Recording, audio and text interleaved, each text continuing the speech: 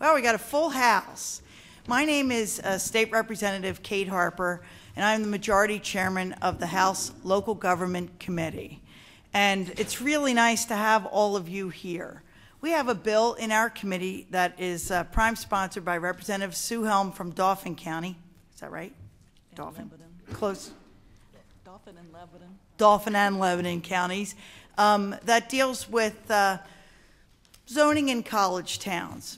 What we thought we'd do is come out and hold a hearing, to hear both sides of the issue in a college town, because we thought that it would help us get a better perspective on the representative's bill. So first I'm going to turn this over to my co-chairman, Bob Freeman, to say hello to you. Oh, you have your own? Good. And then I'm going to ask the members of the committee who are here and the state reps who are here to introduce themselves. But first, Bob. Thank you, Madam Chairman. For the audience's knowledge, my name is Bob Freeman. I'm state representative from the Easton area, and I am the ranking Democratic chairman, and I look forward to the testimony that will be presented here today. Good. Okay. Jamie Santoro, why don't we start from your end and introduce yourself and come down this way, okay? Thank you, Madam Chair. I am Jamie Santoro. I represent Delaware County, 163rd District. I'm Representative Dave Zimmerman, Eastern Lancaster County, represent the 99th District. Good morning. I'm Madeline Dean from Montgomery County. I represent the 153rd District, Abington and Upper Dublin. My name is Robert Gartner. I'm the research analyst on the Local Government Committee. John McGinnis, 79th District, Blair County. And I'm Dan Truitt. I'd like to welcome everybody to my district. And thank you for having us, Dan. Okay, we are taking everything down with a stenographer, so only one person can speak at a time.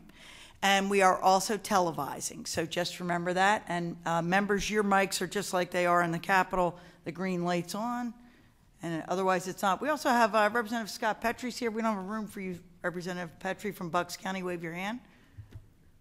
And he is Chairman of Urban Affairs, which also deals with some of the same issues that we're dealing with today. Did I miss anybody? I did not. Okay. Representative Sue Helm, you have the floor to discuss your bill. Thank you for coming. And good morning, Chairman Harper, Chairman Freeman, and other members of the committee. Thank you for inviting me to take part in this morning's hearing. I am State Representative Sue Helm, and I serve the 104th District, which includes parts of Dauphin and Lebanon counties. I would like to thank the committee for scheduling this hearing on what we feel is an important piece of legislation that would have a significant and positive impact on those attending colleges and universities in Pennsylvania, also the owners of student housing properties, along with the communities in which the schools are located. I am pleased to be able to sponsor House Bill 809 and provide some details on what we are trying to accomplish with the legislation. Our goal is to end the possibility of there being any discrimination against students when they are looking for a place to live while attending classes in colleges, communities across the Commonwealth. Students should not be discriminated against simply because they are students. Many of them are veterans or married and are good neighbors that do not cause problems. We believe there should be no blanket prohibition or undue regulation in any residential zone. House Bill 809 would do that by preempting any municipal ordinance that prohibits the occupation of a housing unit by students or unrelated persons who are living together. The legislation specifically says any local regulation that prohibits the occupation of a housing unit based on an individual's matriculation status would be preempted. Matriculation status is defined in our proposal as the state of being enrolled in a post-secondary educational institution, including reasonable periods of time before and between admission to a college or university. Under the bill, the occupation of a housing unit by students or unrelated persons would be based on several factors. There is reasonable and sufficient on-street and off-street parking for the number of vehicles registered to or driven by the occupants of the housing unit. That no more than 2 persons can occupy each bedroom of the housing unit.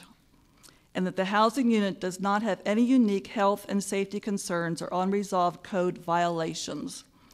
Municipalities typically control student housing through zoning ordinance. We believe it is entirely within reason for them to enact and enforce rules to regulate such things as parking, noise levels, health and safety concerns, or code violations. However, we also believe it is unfair and unreasonable to attempt to regulate these issues by singling out students or unrelated persons living together based on the incorrect assumption made by some municipalities that they will be problem citizens and undesirable neighbors who will have a negative impact on the community and its quality of life. Thank you, Chairman Harper, Chairman Freeman, and committee members. That concludes my remarks, and if there's any questions, I'll be glad to answer them now. Okay, I'll be asking the committee members and other representatives who are here if they have any questions. We're not going to take questions from the public. This is a hearing in the local government committee. We will allow the public to speak later at a public comment section of the agenda after the West Chester Borough representatives, okay? So first, from the committee, are there any members of the committee who have questions for Representative Sue Helm? Jamie? This is a blanket bill across all municipalities, or is it strictly college towns? All municipalities. So a municipality 15 minutes away from a college town that has what I would call a more reasonable rental rate, students can move into quote unquote a family neighborhood that is currently would not be affected by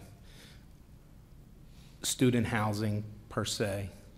Then if it's a 5-bedroom home, 10 students could move in after this bill, and the town could do nothing to prevent it as long as the parking on street and off street is there. As long as the parking, you're correct. As long as the parking is correct, then it's 2 people per bedroom. Okay, thank you.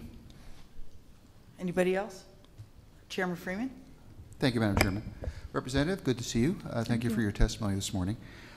Typically, I'm very leery of carving out preemptions in zoning when it comes to that. I often feel it's better for each municipality to deal with it within certain parameters based upon their own circumstances on the ground. We had a student issue in my hometown of Easton. The neighborhood of College Hill had many students off campus. There were concerns, ongoing problems with various student activity which kind of disrupted the neighborhood. And over time, the college tried to bring as many students back on campus by building more dormitories and the like. Have you heard from a number of individuals that have said there's a need for this legislation? Is it something that's been prompted in your own district, or where does this come from? Well, I've been hearing about this for probably the last 6 years, and this bill has been around even before me, but we've really made a lot of concessions and made it very concise of what we want. But in addition to having a real estate license, I do have an appraiser's license, and I go to continuing ed, and this subject has been brought up for the last 3 times I've been in continuing ed. So I have gotten to talk to people outside of the district, and it does seem to be a problem throughout the state. Okay, so you have heard some concerns as far as on the part of the owners of the properties? Is that the Owners and landlord tenants, yeah, both, and students, obviously. Again, my concern is preempting in a one-size-fits-all approach to what can sometimes be a complex issue. But appreciate your testimony today and look forward to the testimony of others as well. Thank you. Representative Helm, I have a question also. I understand the point and what you're trying to do about not discriminating against people based on their matriculation status, students. But the thing I was surprised at in the language of the bill is that there's also a prohibition based on the number of unrelated individuals sharing a dwelling unit. That type of a classification exists in communities that aren't college towns, you know, because otherwise, as Representative Santora pointed out, you could have 10 people living in a single-family dwelling. Maybe a generation ago, they might have been 2 parents and 8 kids, but that's pretty rare these days. Why did you put that section into the bill? Well, in addition to students, in talking to this, we didn't want to just single out students again, and we don't want to discriminate against students, but that was, a lot of people brought that subject up too, so we added it to the bill, and we're open to hear what people have to say about it, but we thought it was a good idea to put it in. All right, thanks. If there's no more questions, I appreciate your coming here. I know you have work back in the district you need to get to, so don't feel a need to stay, but you're certainly welcome. Thank you, Representative. Okay, next up, we will hear from Scott Zeloff, a Lower Merion Township Commissioner, which also has college town issues and had some litigation resulting from the college town issues. Welcome, Scott. Thank you, Chairman Harper. Begin when you're ready. Thank you. Members of the Pennsylvania House Local Government Committee, thank you for the opportunity to speak to you about House Bill 809. I'm Scott Zeloff. I'm a Lower Merion Commissioner, and I've served since 2006, representing parts of Bryn Mawr, Haverford, and Gladwin. Lower Merion Township strongly opposes this legislation, and I'd like to tell you why. Lower Merion's a first-ring suburb of Philadelphia and is among the largest townships by population in Pennsylvania. We're home to all or portions of 5 very fine institutions of higher learning: Bryn Mawr College, Harcum College, Haverford College, Rosemont College, St. Joseph's University, and additionally Villanova University is in Radnor Township on the border with Lower Merion. Off-campus student-occupied homes are and have been a significant problem in our community. This occurs primarily when colleges fail to provide on-campus housing for all of their students. The primary example in our township is Villanova. As I understand the history, Villanova evolved from primarily a commuter school to a university with a larger student body, and this transition appeared to occur slowly until Villanova became the national basketball champions in 1985. Villanova didn't have enough on-campus housing for many of the students coming in from other areas of the country at that time, and thus students started living in rental properties in nearby communities. By 1988, the South Ardmore and South Bryn Mawr sections of Lower Merion had some blocks with more than half of the homes occupied by students. These are high-density neighborhoods with many twins and row homes. Investors were purchasing family-occupied homes and converting them into student rentals. The trend accelerated because families then moved away due to the negative impact of the student-occupied rental properties. The student-occupied homes completely changed those neighborhoods.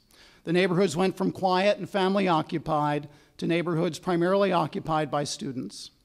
These off-campus student homes essentially became unsupervised dormitories with no college oversight on student behavior. Students were walking the streets well past midnight, disturbing neighbors many nights a week. Students would leave the nearby bars at closing time and loudly walk the neighborhoods to attend after-hours parties, disturbing the peace and quiet of the community. Citations were issued for disorderly conduct, disturbing the peace, underage drinking, and public urination. Adding to the neighborhood disruption, landlords were able to charge significantly higher rents. These resulted in too many students living in many of these homes in order to make the rents affordable. So 25 years ago, in 1989, Lower Merion Township amended the zoning code to create a use classification for student houses and imposing regulations on that use.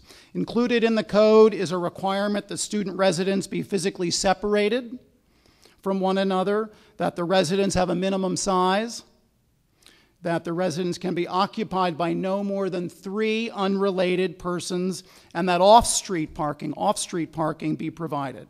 Our ordinance has been challenged in the Pennsylvania courts through the land use appeal process, and the Pennsylvania Supreme Court found our ordinance to be valid.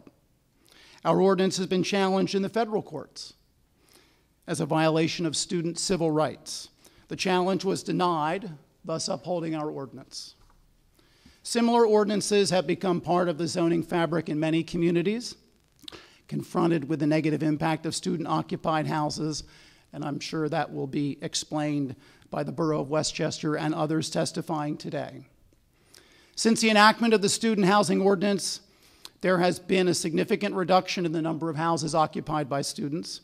The result has been a preservation of the residential character of the affected neighborhoods. These regulations have allowed many of the homes in these neighborhoods to revert back to family occupation and have generally prevented additional homes from being occupied by students. The inability of the township to regulate student housing through the enactment of reasonable and appropriate measures would have resulted in the student takeover of several residential neighborhoods. Although there has been about a 40% reduction in the number of student homes since our ordinance was adopted 25 years ago, many of the problems I described continue today with student-occupied homes. There's still disruption, there's still noise, litter, disorderly conduct, and public urination violations. We continue to experience problems with overcrowding in student-occupied homes.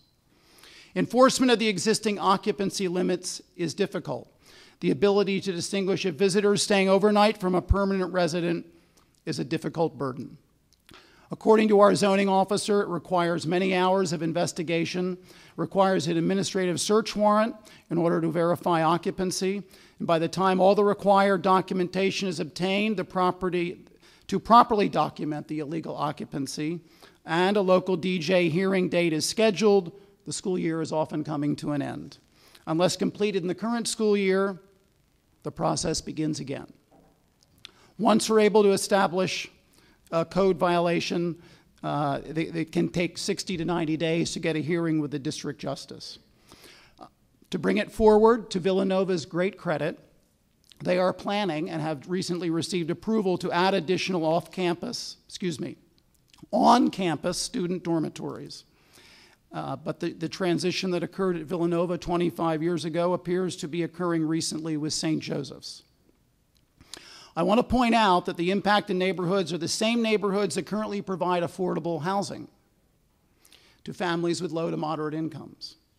Maintaining affordable neighborhoods is a priority in our township. We're currently updating our comprehensive plan, and through the public comment process, maintaining affordable housing is a priority for us, and is also a goal of the Montgomery County Comprehensive Plan. House Bill 809 would remove a community's ability to protect neighborhoods from being overrun with off-campus student houses. Experience has shown that this forces other residents out of these neighborhoods. House Bill 809 would restrict the ability of a community to limit overcrowding in housing occupied by students. House Bill 809's allowance to regulate based on the number of vehicles registered to or driven by the occupants at a dwelling is not a viable solution. It's very difficult for municipal officials to verify the occupancy of a dwelling unit. And more importantly, student-operated vehicles are typically registered to one or more of their parents at their home address, often not in state. I want to point out that this bill affects more than just off-campus student housing. The legislation effectively eliminates the concept of single-family housing as we know it and is instituted throughout the Commonwealth of Pennsylvania. It prohibits the regulation of residences based on the number of unrelated persons occupying the property. The proposed regulation can only be based on the number of occupants, 2 per bedroom, and the number of vehicles registered to or driven by occupants. And it's next to impossible for a municipality to determine the number of occupants of a building, let alone the names of those individuals. I provided for committee members the copies of a resolution unanimously adopted by the Lower Merion Township Commissioners last Wednesday. This resolution urges you to reject this bill. During the discussions of the resolution, our board also objected to any state-level legislation that preempts a local community's ability to regulate land use. The local elected officials are in the best position to understand the impact of land use on their community, and they understand the regulations that best meet community needs. The level of local land use regulation cannot be applied with a broad brush at the state level. This is especially true in Pennsylvania with the rural, suburban, and urban communities that are in our state. Our recommendation is to leave the land use decisions to the local elected officials that know what works best. The proposed legislation, if enacted, would have a devastating effect on Lower Merion Township. We believe it would also have a devastating impact on many other municipalities across Pennsylvania. Our student housing ordinance is tried and true. It's serving us well. So Lower Merion Township strongly opposes this preemption of local zoning, and we encourage the local government committee to reject House Bill 809. Thank you.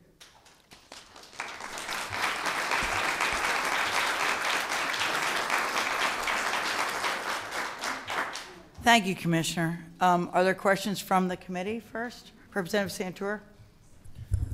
Commissioner, Lower Merion Township is unique in its sense that it's spread out, made up of many villages. In a sense, what I was discussing earlier falls within your own township. The colleges you named are all within what I would call the high-rent, multi-million-dollar areas, but a train ride away from Ardmore or parts of Haverford that are a little less, the rent's affordable. And I think that's what you were touching on, is that it's not the multi-million-dollar neighborhoods that you're worried about in the high-rent districts. It's the areas where you actually have affordable housing for residents to come in and, quite frankly, get a better education for their students in a Lower Merion school district or such. But it's becoming undesirable because next door you could have 10 students or 5 students, and it's just very tough to control unless you have the ability at the local level to put those restrictions in place. Is that what I was gathering from your testimony? Yes, sir. That's a very good summary of, explanation of what it is, how it's, our communities are exist today in Lower Merion. Parts of Bryn Mawr have large single-family homes. That's not really the issue, but parts of Bryn Mawr have are more dense, are located around the business district, and have been from the beginning have been low to moderate income family communities that have were 25 years ago were overrun by students because they are a short drive away from the campuses. In some cases, a long walk from the campuses. And so the students that have occupied those neighborhoods, Bryn Mawr and parts of Ardmore in particular, have had, as I described, a significant negative impact on those communities. The diverse housing stock in our township is remarkable, from very affordable housing that exists to very expensive housing. But there is affordable housing, and those are the communities where we have the greatest impact by off-campus student residences. Okay. And that goes to my concern earlier of outlying communities being affected by this bill. And Chairwoman, you brought up the fact of the multiple students with not sharing from the same family. And that is a big concern, because now I think we're just opening up a can of worms that is outside of the college realm. I have to say, I personally can attest to the fact that it affects not just the community with the college or university. I'm a graduate of Villanova Law. And although I personally spent all of my time in the law library studying. I have no doubt, Chairman Harvey. I did live in an apartment with other students that was a train ride away from the campus. So I was not in the exact municipality with the college. So, all right, we have Representative Truitt. Thank you, Madam Chair, and thank you, Mr. Zella, for your testimony. Coincidentally, I went to Villanova for an engineering degree, and I heard about these mythical students who had time on their hands to get into trouble as well. But actually, I have one question. I just want to understand how nuanced your local ordinance is. When I was a student at Villanova University, I was married. So would I have been able to rent a home in your municipality under today's ordinances? Yes. You and your wife, yes. It's no more than 3 unrelated. So there's nothing in your ordinance that specifically singles out a student, or is there something in there that says it's okay to have a student if that student is related? 2 brothers, husband and wife. They are not prevented from occupying a home according to our ordinance. Even if one of them happens to be a An student? unregistered student home. Okay. All right. And the second question goes more to trying to understand some of the root causes of this problem overall. It sounded to me like you were saying that the problem with Villanova was insufficient student housing. And because what I was thinking was, is it that there's not enough student housing, or the student housing on campus that is too expensive, or the students just don't want to live in the on-campus housing because it's more restrictive?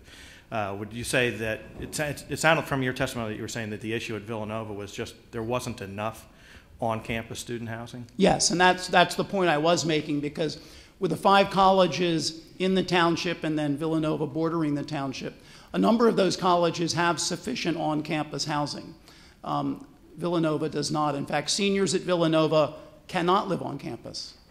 So they must live off campus in the many surrounding communities. And as I also pointed out, Villanova is addressing that. They've recently received approval from Radnor to build additional on-campus dormitories, not to solve the problem, but to help bring more students back onto campus. And do you think that if there was more housing on campus that they would move there if the price was? Yes, I think they would, and I think they'd be required to. Okay. So I think it's if primarily... the school requires it, okay. Yes, I think it's primarily a problem for those colleges and universities that don't have sufficient on-campus housing for their student population. Okay. Thanks for helping me understand the root cause. Thank you, Madam Chair. Representative McGinnis. Thanks, Madam Chair. Thanks, Mr. Zella, for your testimony. And just warn you, as will become evident with this question, and I think I will get to one, you'll learn that I'm an academic with my background, and a Notre Dame graduate, which Raleigh Massimina referred to as the Villanova of the Midwest. But we have this federal government which was created, and at least in theory, is superseded by state governments.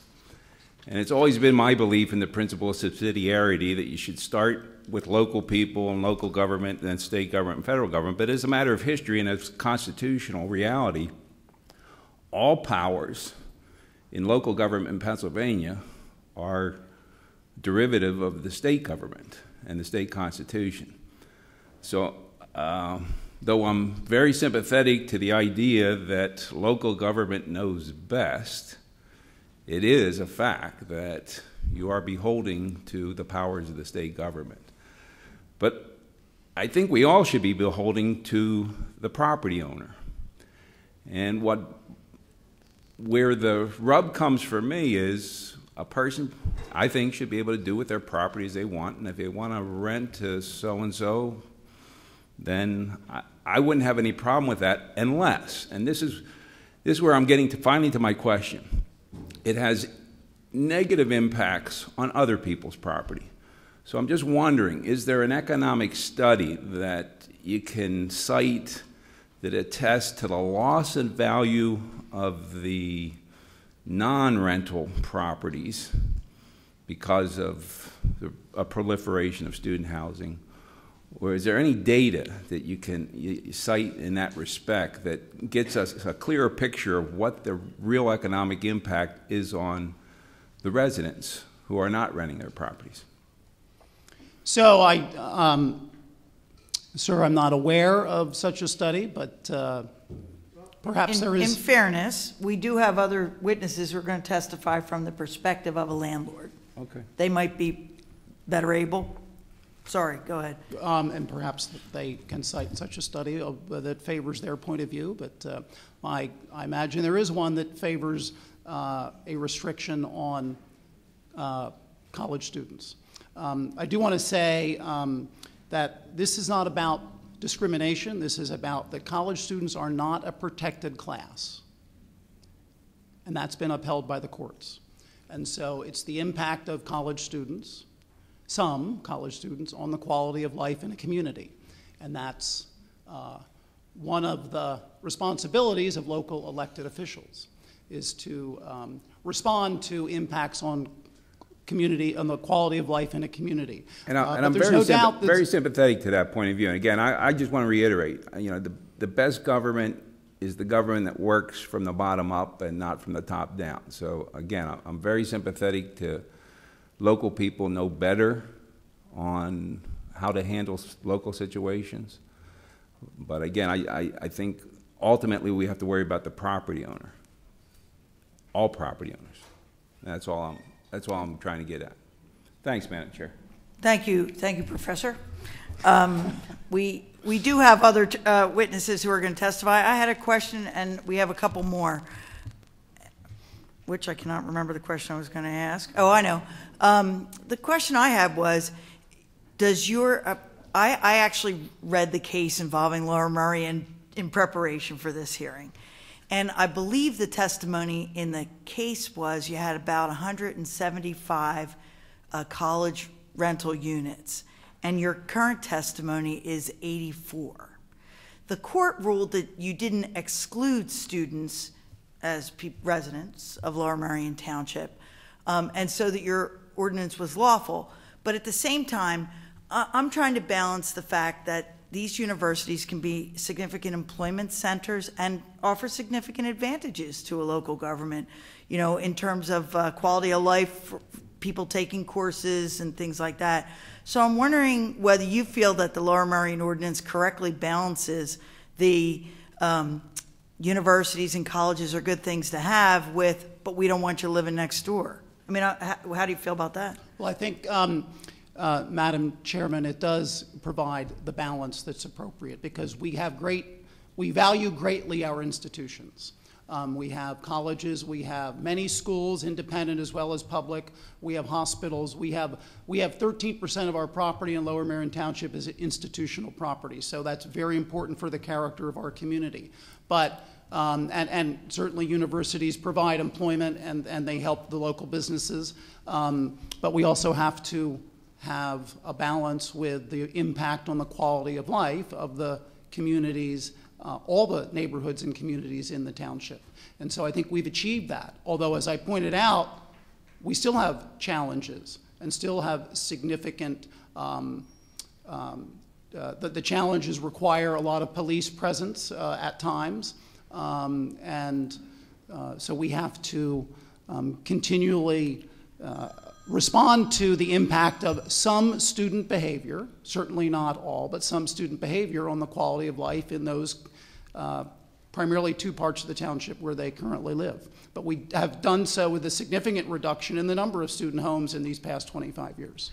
Okay, so, and your local ordinance basically works by limiting the number of unrelated individuals who can reside in a dwelling. Yes. And by having a separation factor, you have to be so many feet away from the next piece of student housing. That's the core of the ordinance, is the separation requirement. Chairman Freeman? Thank you, Madam Chairman. Thank you for your testimony. Many of the incidents you were describing sound very similar to the neighborhood around Lafayette College in my hometown of Easton, and until the college itself brought many of the students back on campus with more on-campus housing. And your ordinance sounds very similar to Easton's ordinance in terms of the restriction to 3 non-related people in a dwelling. My question is, prior to the enactment of your ordinance, when you had, I assume, a proliferation of a lot of student-occupied housing in close proximity to the college, was it difficult to sell properties in that neighborhood for the purposes of single-family homes? Did the nature of the student activity retard efforts to ensure home ownership for families because of the fact that it was now seen as a disruptive neighborhood? Yes. I mean, the trend was that families were leaving because as more homes became occupied by students, and many students, the quality of life of the neighborhood deteriorated, and that accelerated the departure of families. And so it became out of balance. Mm-hmm. Whereas the goal was to have the balance that Representative Harper just mentioned, is the balance between students living off campus and families being able to live in a family neighborhood. And that's still the goal and still a challenge, but certainly better than it was 25 years ago, significantly better than it was prior to the enactment of the ordinance. Again, it sounds very similar to the circumstances we had faced in Easton, wanting to achieve that balance of obviously some rentals to meet that market, but then also the need to have enough family-owned homes to create greater stability in a transitional neighborhood. So thank you again. Thank you. Representative Dean? Thank you, Madam Chair. Commissioner, thank you for your testimony and your expertise, and I think you've been very, very clear on the impact in your community, and you're poised because of the number of colleges in your area, you get to give us the perspective. I'm interested in the other part of this piece of legislation that the chairwoman brought up, which is, and I want to get your reaction to, what would be the impact on your own zoning and your own neighborhoods if both pieces of this legislation were enacted. The one is, of course, based on students, based on matriculation status. But the other preemption would be any rule that you have, ordinance you have, just simply related to persons living together, unrelated. As you said, you have number 3. What impact would that have on your ability to zone and control and deal with your own neighborhoods? It would change residential zoning as we know it in Pennsylvania. And Representative Santora asked about it and commented on it earlier today. I mean, a large home that is occupied by a family that could have 5 bedrooms and 10 unrelated people. Those are group homes. Those are student homes. Anywhere in the township, I mean, that would be an extraordinary change from the fabric of any community in Pennsylvania. Thank you very much. Thank you, Commissioner Zeloff. I really appreciate your testimony and coming here. I know you have someplace you have to get to, so we appreciate your having spent the time with us. Thank you very much, Chairwoman Harper. I appreciate it. Thank you, members of the committee. Okay. Our next panel is from another perspective. We have the Pennsylvania Residential Owners Association, which is going to give us another perspective. You're coming up as a panel discussion. You're all by yourself there, Rita. Yes, they told me that there was not enough room for all of us to sit, so we'll come up one at a time. Well, we can borrow a few chairs. Is everybody else? Okay. Okay, John, Vince, Grant.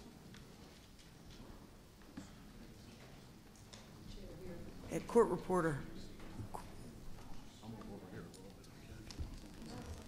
Okay. Vince. It's Grant.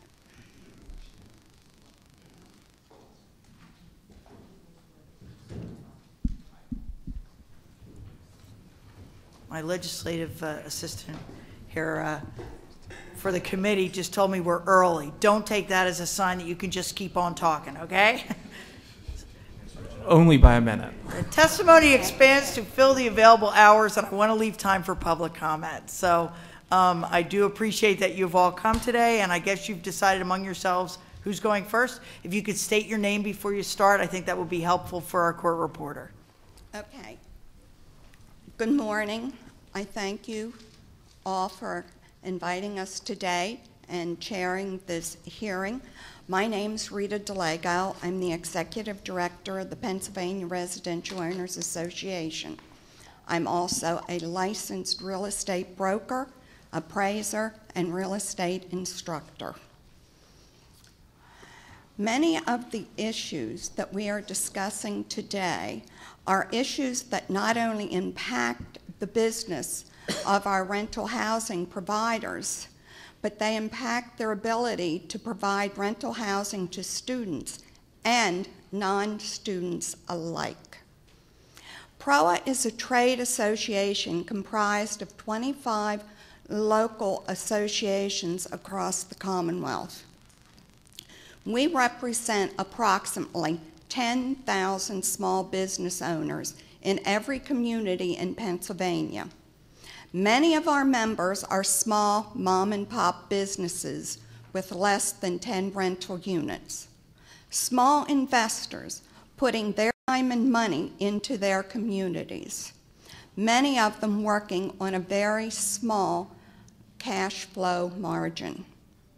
Although universities and colleges have existed in many municipalities throughout Pennsylvania for decades, being in harmony with the residents, plus being a major economic factor to the municipality, there is a change in the acceptance and regards for the students. Now, we do understand that municipal officials are under pressure to respond to citizens' complaint regarding noise, trash, and quality of life concerns. However, we believe that the appropriate remedies should be in the form of noise ordinances, trash ordinances, or other specific remedies that address the specific complaint. Many municipalities currently have such ordinances in place. We support these ordinances and their enforcement.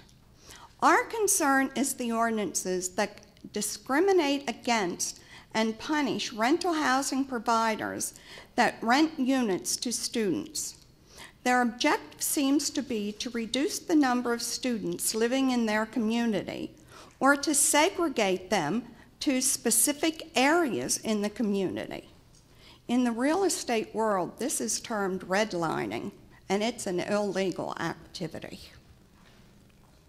Some municipalities have crafted ordinances that discriminate against students based on the length of their lease term, in defining what is a full-time student, limits on the number of unrelated persons living in a unit, limiting housing as student only or no students, as well as where the specific housing may be located. Why should a couple be required to move from their rental home because their status to or from student has changed? With the return of troops, we are seeing more and more of these type situations. We feel that we need to clarify what the term student means.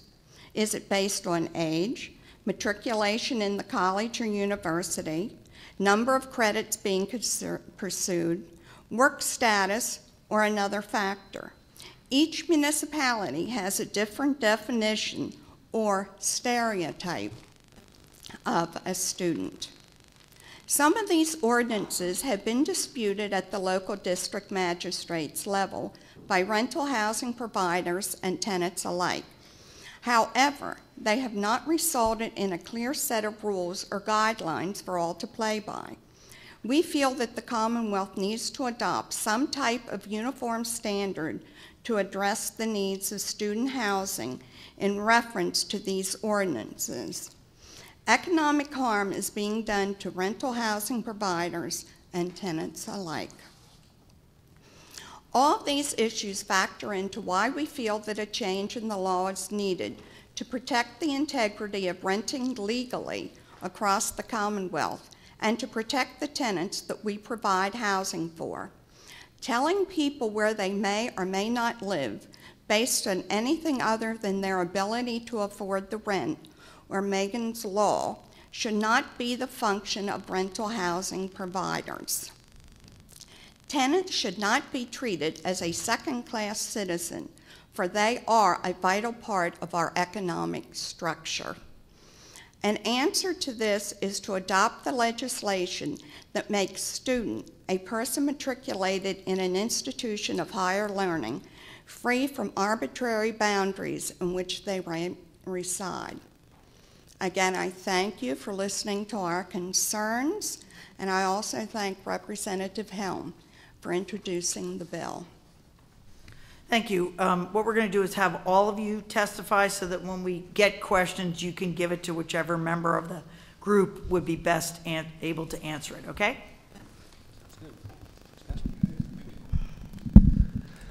Thank you very much for giving us the opportunity to come before you here. My name is Vince Dunsworth. I'm from Edinburgh. I am a landlord, one of the people you're talking about. I'm also a former resident of Edinburgh, lived there for many years, and a former student. I went to Edinburgh in 1980 to pursue an engineering degree. So I got quite a few different angles on this issue, and I support this bill. And I'll tell you why. First off, these ordinances are simply discrimination. They're blatant discrimination against a designated class. To make a point, I'm going to read you a few excerpts of Edinburgh's ordinance. And when I mention the word student, I would like for you in your mind to substitute a religious or ethnic minority and ask yourself how these laws would sound with that substitution made. And I think you get the point. The proliferation of student rentals in traditional family dwellings puts a substantial burden on our police, zoning, and code enforcement staff and the all-volunteer fire department. The proliferation also leads to lower municipal revenue.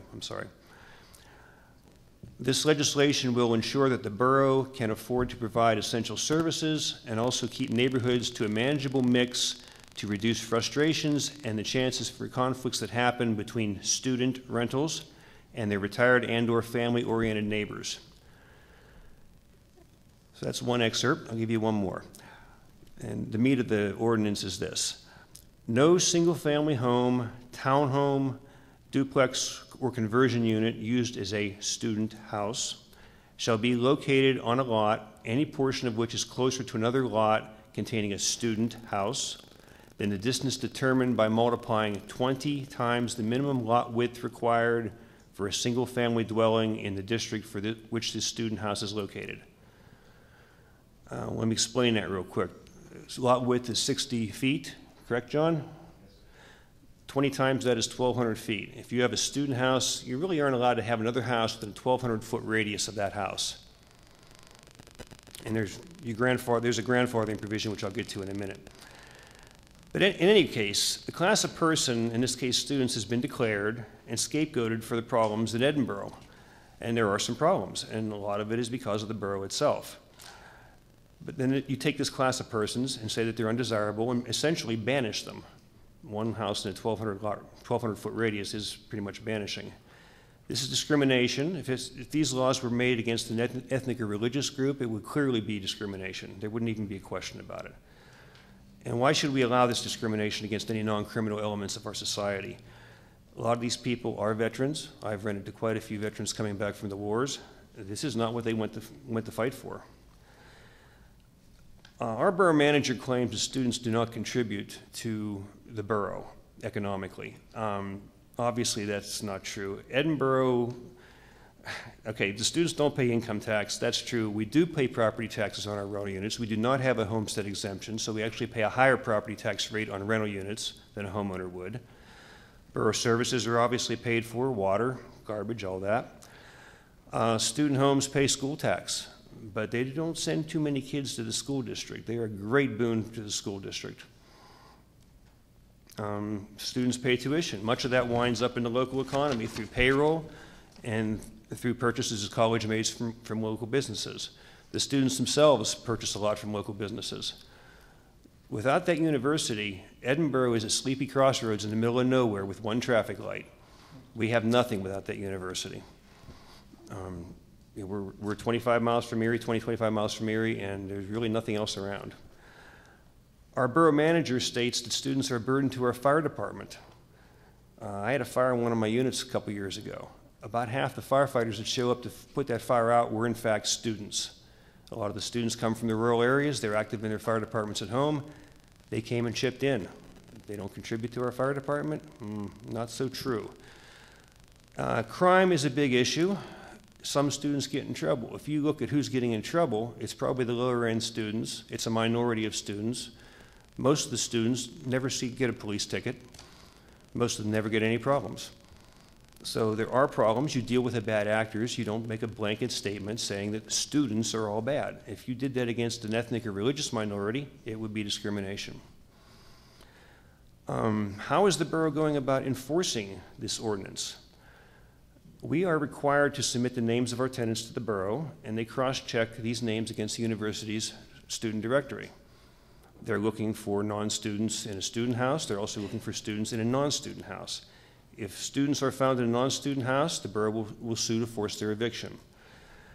There's a little tricky part of this ordinance where if you do not rent to students, do not continue to rent to students, you lose your ability to rent to students in the future. This is obviously intended to ratchet down the number of student housing permits.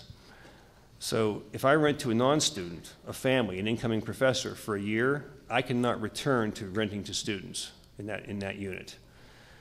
How does that affect me personally? Well, I have a couple units that I could rent to incoming professors, families. They're nice units. They're close to campus.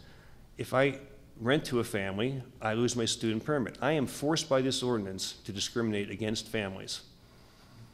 And that is not the intent of the ordinance, I'm sure, but that's an unintended consequence. And I would love to have some older people in there. That would be a good mix of the neighborhood. If there was a problem, I would be sure to get a phone call from those folks, but I can't do that. Another issue that intertwines with this is Edinburgh University has always required students to live on campus for the first year.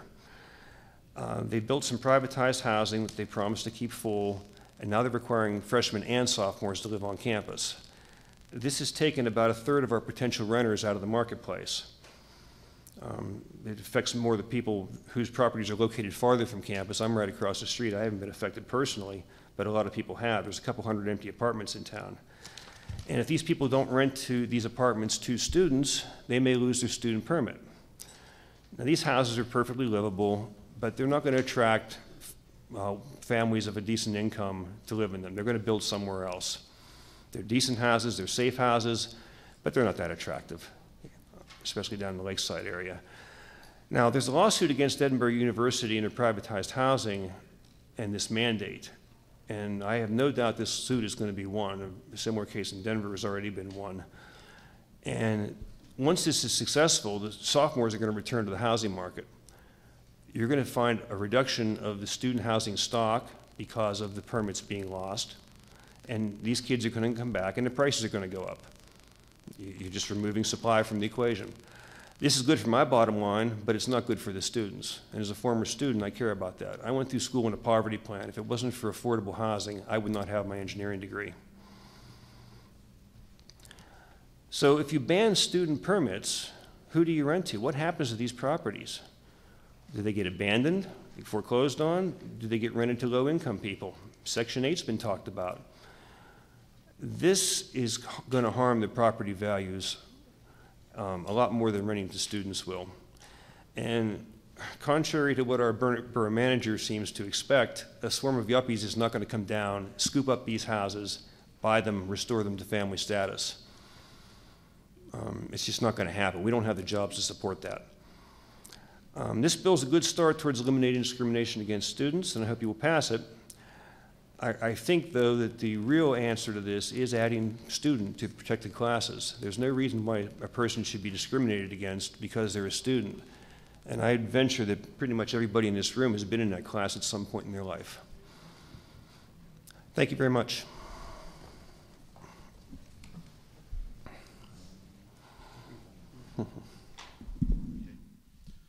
Thank you. Can you hear me okay there?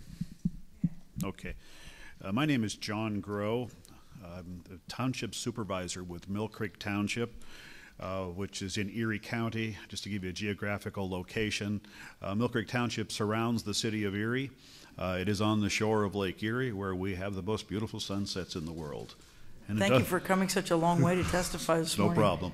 And we really don't get that much snow there either, okay? We really don't, despite what you hear.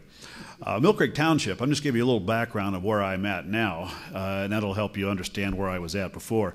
Mill Creek Township is the second most populated second-class township in Pennsylvania with over 53,000 residents. Before I took office in January of 2014, I had a 26-year career in the field of building and zoning code enforcement for a few different municipal governments. I have earned designation as certified building official with the International Code Council, and I possess nearly all of the professional certifications required by the Pennsylvania Uniform Construction Code. I'm also I'm an instructor of municipal zoning and planning courses with the Pennsylvania Municipalities Planning Education Institute. I don't want to say much more, but as I'm going to tell you, I do have a lot of experience in zoning and planning along with building codes. I wish to share some of my thoughts regarding House Bill 809. Although you folks have the full text of my testimony, it's 4 pages long, please keep in mind that some of the comments I make in there are made tongue-in-cheek, and I hope you take it that way. But I do have some very serious points in there, and that's really what it's all about, and that's what I intend to be with this. In my career, I thought I had heard and seen nearly everything a building and zoning code administrator could experience, including neighborhood opposition to group homes for the developmentally disabled because they don't want those type of people living next door, or opposition to a proposed expansion of a nursing home because there is aging and death just over the fence. That was really said by somebody. All of that until I experienced student rental ordinances. I am just amazed at the lengths and extreme residents and municipalities will go to prove in an effort of what naysayers of zoning ordinances call social engineering. To explain that further, anybody that does not like zoning always calls it social engineering. Zoning is intended to regulate land uses and find compatibility among them.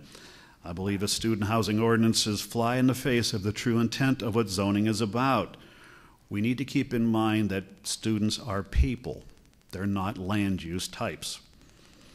During my employment as Building and Zoning Code Administrator with the Borough of Edinburgh from June 2008 until December 2013, just before I took office with Mill Creek Township, I dealt with the development and adoption and administration and enforcement of a student rental ordinance, Ordinance 563. When I began my employment at the borough, one of the first tasks assigned to me was to correct what I saw as a feeble attempt to adopt a student housing ordinance by the Borough Council a few months prior. It was a perplexing mess which left me with many questions, just what was being regulated here. I couldn't understand what they were up to, and I'm supposed to fix it. At first, the reason wasn't too clear, but eventually it did reveal itself. Taxes. And then the reason shifted to an alleged increase of law and code enforcement actions by the borough. There were no studies, facts, or figures to substantiate the need for the ordinance other than perception and unsupported theory. True, not all students or not all young adults are angels. I was 19 years old at one time, many years ago. The fact is, one doesn't have to be a student to cause trouble in a municipality. I saw Ordinance 563 create instability in a rental market of Edinburgh in both the ability to rent and also property values. Edinburgh University is the driving force behind making the town what it is today. Yet it seems the Borough of Edinburgh only wishes to go to war with the university and really prefers to see it go away. Of course, that is my perception on that, folks, and I hate to be so blunt about it. We look at zoning, and I know we have some people with very vast legal backgrounds.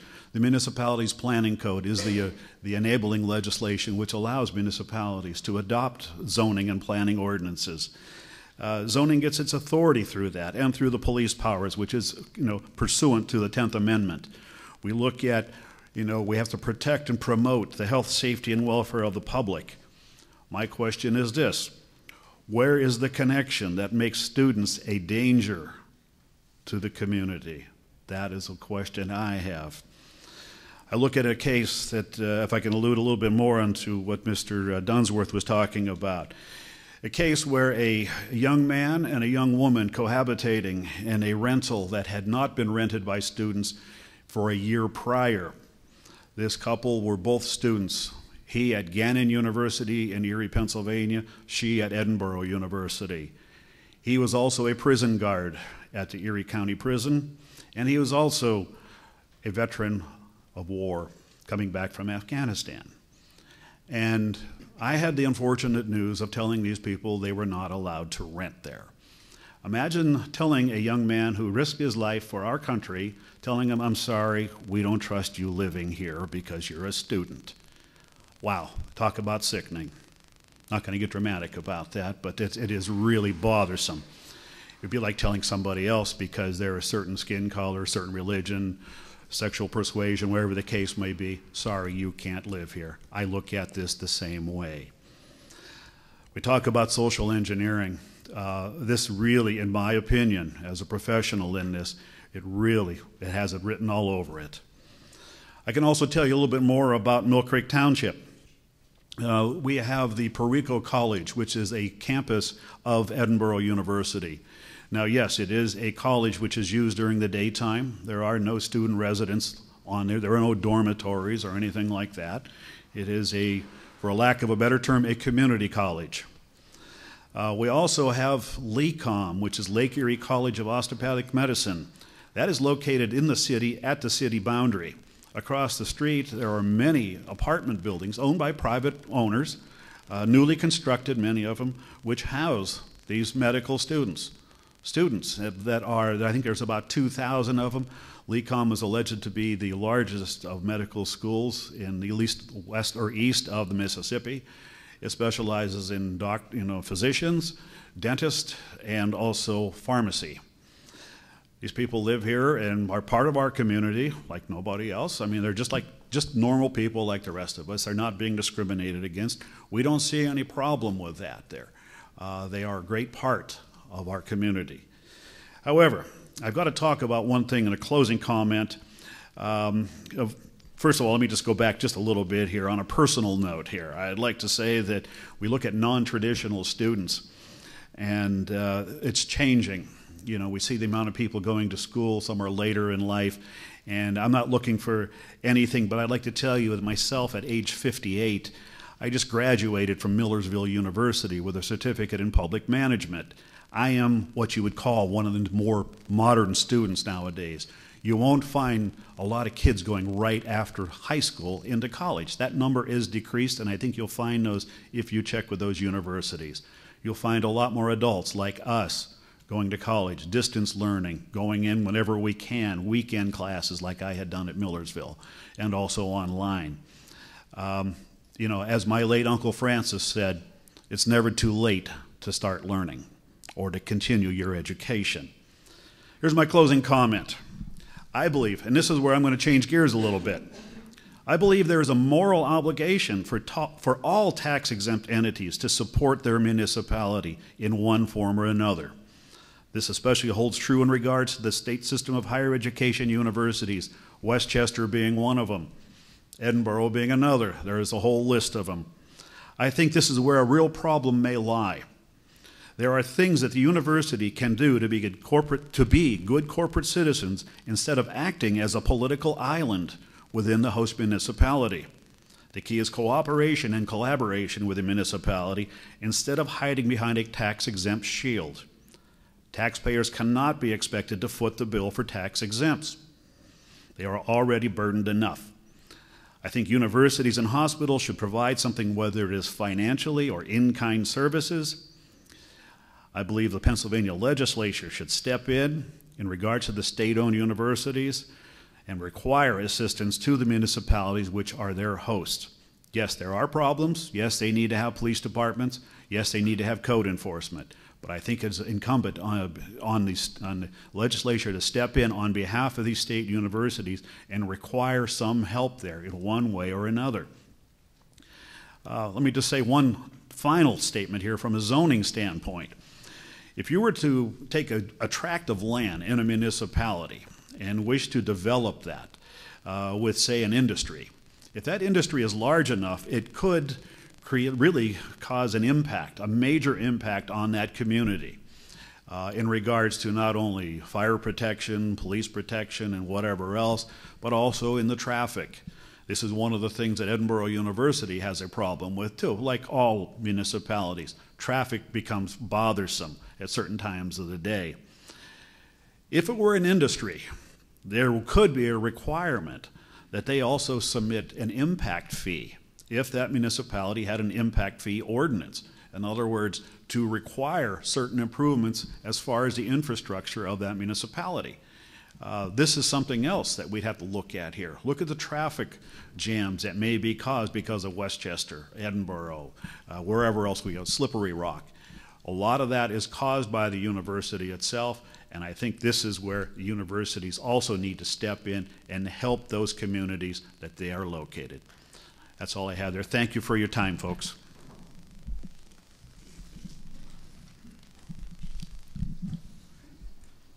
My name's Grant Nelson. Welcome to the Honorable Kate Harper, Robert Friedman, and all the other members of the House Local Government Committee. And I thank you for considering House Bill 809. I am president of the West Chester Apartment Housing Association. The association represents over 4,000 rental units in the borough. The association was formed in August 1998. Our membership consists of owners of residential real estate within the borough and other interested parties. Our goal is to maximize satisfaction of all people associated with renting of residential apartments. By bringing together responsible apartment investors and landlords in an organization, we envision that we can best address common concerns of the community. Many years ago, West Chester Borough introduced its Fair Rental Ordinance. This ordinance required all rental property owners to supply tenant names, addresses to be made available in the borough public records. The ordinance provided penalties for tenant misconduct, property maintenance, resulting in more or less a three-strike policy. The association requested the ordinance be placed on the ballot to give an opportunity for all the residents, whether renter or owner, to vote yes or no to the ordinance. The voters, by a substantial majority, 58% to 42%, said no, and the ordinance was stopped. A few members of the Borough Council perceived the need to address specialty student housing issues, including property maintenance and conduct, differently, more aggressively than other housing. Although the stated concerns are easily articulated, empirical data to support the concern has never been made available. Yet the desire to regulate persists. Does singling out student housing comport with the law? The Pennsylvania Constitution, Article 1, Paragraph 1, inherent rights of the mankind provides, I quote, all men are born equally free and independent, have certain inherent and indefeasible rights, among which are those of enjoying and defending life and liberty, of acquiring, processing, and protecting property and reputation, and pursuing their own happiness. This is in our Constitution. In the case of Farley versus the Zoning Hearing Board of Lower Marion Township, 161 PA Commonwealth 229 in 1994, the Honorable Judge Kelly authored a dissent, joined by Judge McKinley, to the decision permitting a local township to impose special regulation on student housing. Judge Kelly wrote, I quote, I respectfully dissent. This appeal involves a challenge to a zoning ordinance enacted by Lower Marion Township, which permits student homes to be located in residential areas only if allowed by special exception. The majority rejects the appellate's equal protection argument, concluding that the ordinance is rationally related to the legitimate purpose of preserving the residential character of the community, and that the classification of student homes is not arbitrary or unreasonable. In its brief, the Zoning Hearing Board cites U.S. Supreme Court case Village of Belletary v. Bros, and which the court held that the municipality may regulate the number of unrelated people living together in a household. I believe that case is clearly distinguishable from this case, and where the restriction of how persons may live together is based solely on the fact that they are students. When a municipality restricts the number of unrelated persons who may live together, there is a rational basis for the regulation, because it's clear that the unrelated persons require more parking, etc., and the residential character of a neighborhood will be changed by the presence.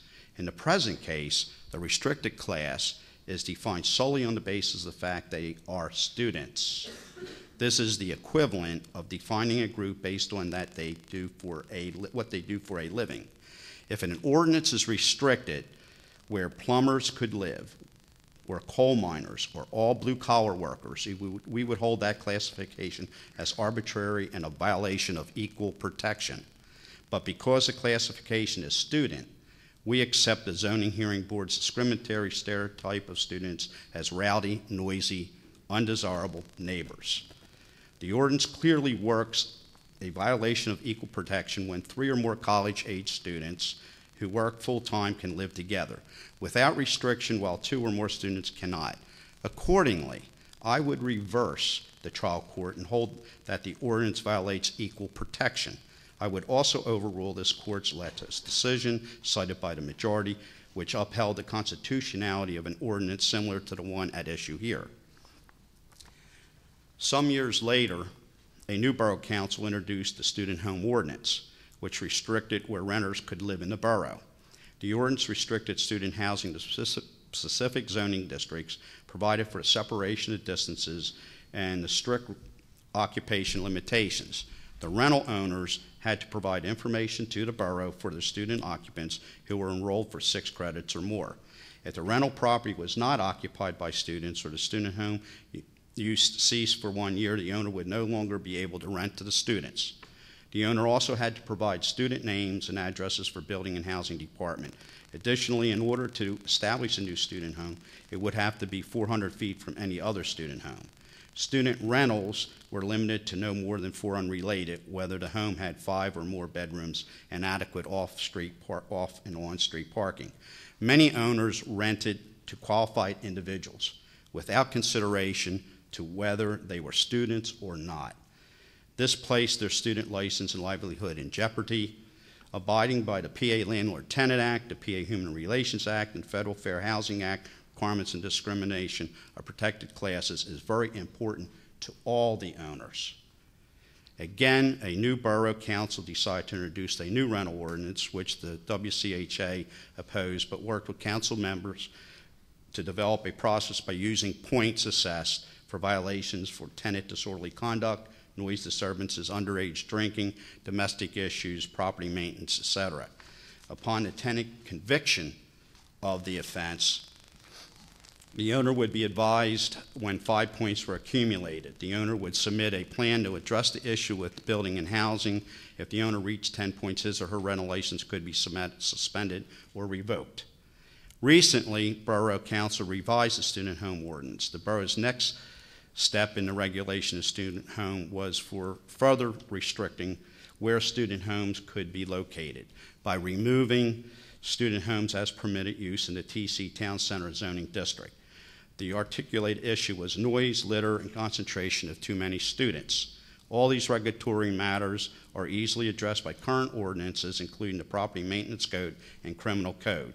This has been a great negative impact on owners who were improving uptown properties, which was improving the safety and quality of housing and further reduced student choices in housing. Now, the current Borough Council is in the process of changing the current rental ordinance and replace it effectively with a 2-strike, and license can be suspended with a 3rd strike where license can be revoked. Disruptive behavior when observed by a police officer or code officer would trigger the process. WCAHA raised the question, why change the current point system when it's been working? Not one license has been revoked. Repeat offenses have been reduced to less than 5 instances. WCAHA requests that the current system provides for due process for its residents be maintained and provide the owners with notice when the first point is assessed. Property maintenance issues are all covered by ordinances and fines, and we question the legality of vicariously punishing a rental property owner for the tenant's misconduct. It is our belief that the West Chester Police Department, West Chester Building and Housing Department have been successful in their jobs, and the quality of life is better than ever, and property values have continued to rise. A few are having issues out of 19,000 residents. Concerns of the tenants' rights afforded by HB 1796 is also a concern. Why the legislative concern? It's simple. Student home ordinance like the one in West Chester Borough treat a small class of residents different because of their status of life. The ordinances effectively limit the supply of housing to students and increase the cost of housing. Importantly, housing occupancy limits not related to the structure or type severely denied a property owner with an economic return to maintain the structure. You get blight, that's simple. By treating one class of occupant differently, the West Chester Borough Student House Ordinance effectively denies familiar status households with entry into the borough in violation of the Fair Housing Act and Pennsylvania Human Relations Act. By compelling property owners to rent to a student under threat of loss of license, remember, if the student home use is discontinued for 1 year, the owner loses his student home license. Then the property will not advertise or market to prospective or familiar status non-student households. This has been a concern of mine for many, many years. You know, I've grown up in the West Chester area. I've invested in West Chester. I graduated from West Chester University. You know, this is close to my heart. You know, I love my students. I do love West Chester. And, you know, there's many, many of us and many businessmen, you know, who are reluctant to come up and stand before you and say what's really on their hearts. But this is a matter of not treating, you know, our students, you know, properly. And the Apartment Association asks that you recommend the passage of HB 809. Thank you.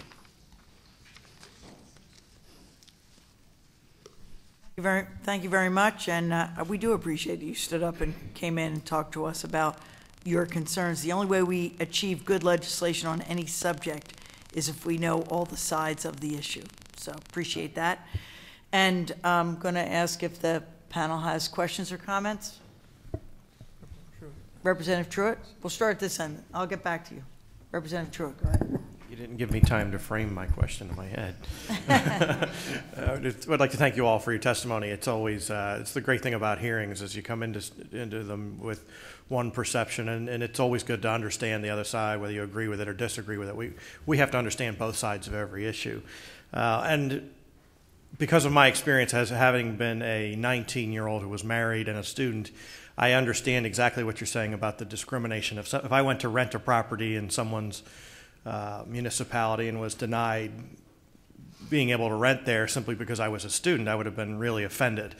But some of the things that I heard as I listened to the four of you testify reminded me of one of the things that we also learned from these hearings is how diverse this state is. An earlier testifier mentioned having 170, I think it was, properties in his township, and the number went down to something in the 85 range, yet we just heard that here in West Chester we have 4,000. In my mind, the bar is pretty high in terms of what you have to get past in order to take control away from a local government. When I drove out to the Erie area late last year, and a colleague of mine showed me a building, and she said, yeah, that's about an $80,000 property. Here in West Chester, that's a $250,000 property. The differences across our state are pretty dramatic. And so for us to pass a law that affects everybody, the bar has to be pretty high. I'm still trying to put this question together. I'm sorry, Madam Chair. Unfortunately, what I heard from you was more justification in terms of why we need to leave it as a local decision. Why? I mean, if you're not happy with an ordinance in your area, you have, in this case, there's 7 borough council members who are elected by the people. If they enact an ordinance that's bad for West Chester Borough, then the people will vote them out and put in people who will make better decisions for the borough, or my township, East Goshen Township, or West Goshen Township, and so forth. Why exactly do you feel that this is something that needs to be done at a statewide level, that it can't be left to local control? Okay, it took a while, but it was a good question. Sorry. Who wants to answer it? Yeah. I'll field that one. I believe that what will end up happening is, like for example in Edinburgh, each case is taken on its own merits before the zoning hearing board. And if I recall, I think during the time that I had worked there, I think we had 7 cases, 7 appeals went to the zoning hearing board, each one of them being denied as far as a student license situation, application, revocation, wherever the case might be. The point is that this really needs to have something more of a class action lawsuit. I'm not a legal professional by no means, but this is something that is of a higher level that would almost involve the a ruling by maybe a higher court here in the Commonwealth. Maybe not so much at the county level, maybe something more at the upper level. And I know that there's a reluctance by the legislature to get involved in local matters, and I respect that. As an elected official myself, I don't want the legislature breathing down my back too. But when we're doing something that is totally discriminatory, the perception is, and it seems to be that way, it makes you wonder. We look at discrimination that happened in regards to group homes for the developmentally challenged. We look at that. We look at homes for the aged and how those things, that it took legislation and also rulings from a higher court to tell the municipality, stop this. This is insane. Don't do it anymore. Here's the new regulation. Don't cross that line. That's just my view on it, sir. Let me add something there. Hello? You're there. Edinburgh is kind of a unique case. Edinburgh drove a lot of people out of town. They had a 2% income tax. If you look at Edinburgh, you'll see the core of town, but around that town, you're going to see the people that actually own much of what's in that town. So we don't really have representation on borough council. There's a few people left in town, mostly older retired people, and some of them are pretty grumpy. But The people around the town are actually the ones that have invested in the town. Most of us have moved out of the borough proper for various reasons. Between the income tax and the borough council's unresponsiveness to handling our complaints, and I had complaints about students too. I asked the borough council to enforce their noise ordinances. They refused. That's one reason I moved out of town. So a lot of the people that are affected by this don't reside within the borough, and that's why we can't get the borough council to do something about it. Okay. To address your question, I represent statewide many associations. I have sat in many conferences. The one in Western Pennsylvania that will always resonate in my mind was when a borough official got up.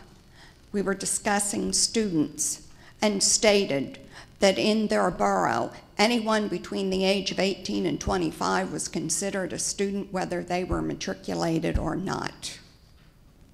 That's a direct quote. That's why we're looking to have some uniformity. We have a lot of stereotypes out there that are affecting this issue. Okay, thank you. Let's move to Chairman Freeman. Thank you, Madam Chairman. Thank you all for your testimony and the perspective you bring. Question, has the Edinburgh ordinance ever been challenged in the courts? There seems to be a significant difference between Lower Merion's ordinance and Edinburgh's. Has that ever been challenged in the court system? Not while I was working there. Maybe Vince may know more about. Has it been challenged since I left? Not that I'm aware of. It costs a lot of money to go to court. Most of us are small landlords. We really don't have the resources to pursue that. It has been challenged at the Borough Council Zoning Hearing Board, but that's pretty much a rubber stamp. But not in common pleas or anything No, of that nature? no. Because it sounds like there's some features of that are rather arbitrary and could be open to a challenge compared to what Lower Merion has been able to sustain. If you'd like to give us pro bono services, I'm sure we'd be happy to well, do that. I would be in trouble because I'm not an attorney. So there you go. You'll have to talk to the chairman. She's an attorney. Don't insult the man. He's not a lawyer. And one follow-up question. In the legislation, it stipulates that you would allow 2 students per bedroom. Now, in a lot of college towns, the housing is considerably older. Very beautiful, actually, in many respects, but considerably older. And what could be classified as a bedroom might not be something bigger than a walk-in closet. Would you be open to the idea of amending it to have a square footage requirement or something that would be more in lines with the actual physical makeup of the building itself rather than a sort of blanket 2 per bedroom? I could address that if you, I don't mean to hog the microphone here, but in my experience as a property maintenance inspector and also as a building inspector, there are minimum requirements, minimum room size. Under the property maintenance code, to my last knowledge, unless it's been amended, for 2 people, that room must be 150 square feet minimum. And that's small. But that varies from municipality to municipality. Well, if they adopt the model code, the International Property Maintenance Code, I mean, they could amend that and make it 200 square feet. You know, it is just a model code to work from. But 150, and that's pretty tight. I think when my brother and we shared a room, and it was 200 square feet, and I don't think that was enough room, you know, when you get right down to it. 2 brothers and I shared a room, so I hear you. You know what I'm talking about. Yeah. So, but yeah, there are minimum standards for the room size. So there's going to be an occupancy limit on that. You have a 3-bedroom house, you know, that's where, you know, you're going to see an increase of students if the rooms are big enough to allow 2 people per bedroom. But they have to be that big under fire code, building codes. So. Okay. Thank you. Representative Santora. Thank you. Thank you for your testimony. I do have to say one thing before I ask questions. It really bothers me when people use distinguished veterans service to get their point across on something that has nothing to do with the veterans service, hoping for that emotional ploy. And I got to tell you, you can say what you want, it bothers me. So put that aside. I'm going to move on to my questions. I also am a real estate broker.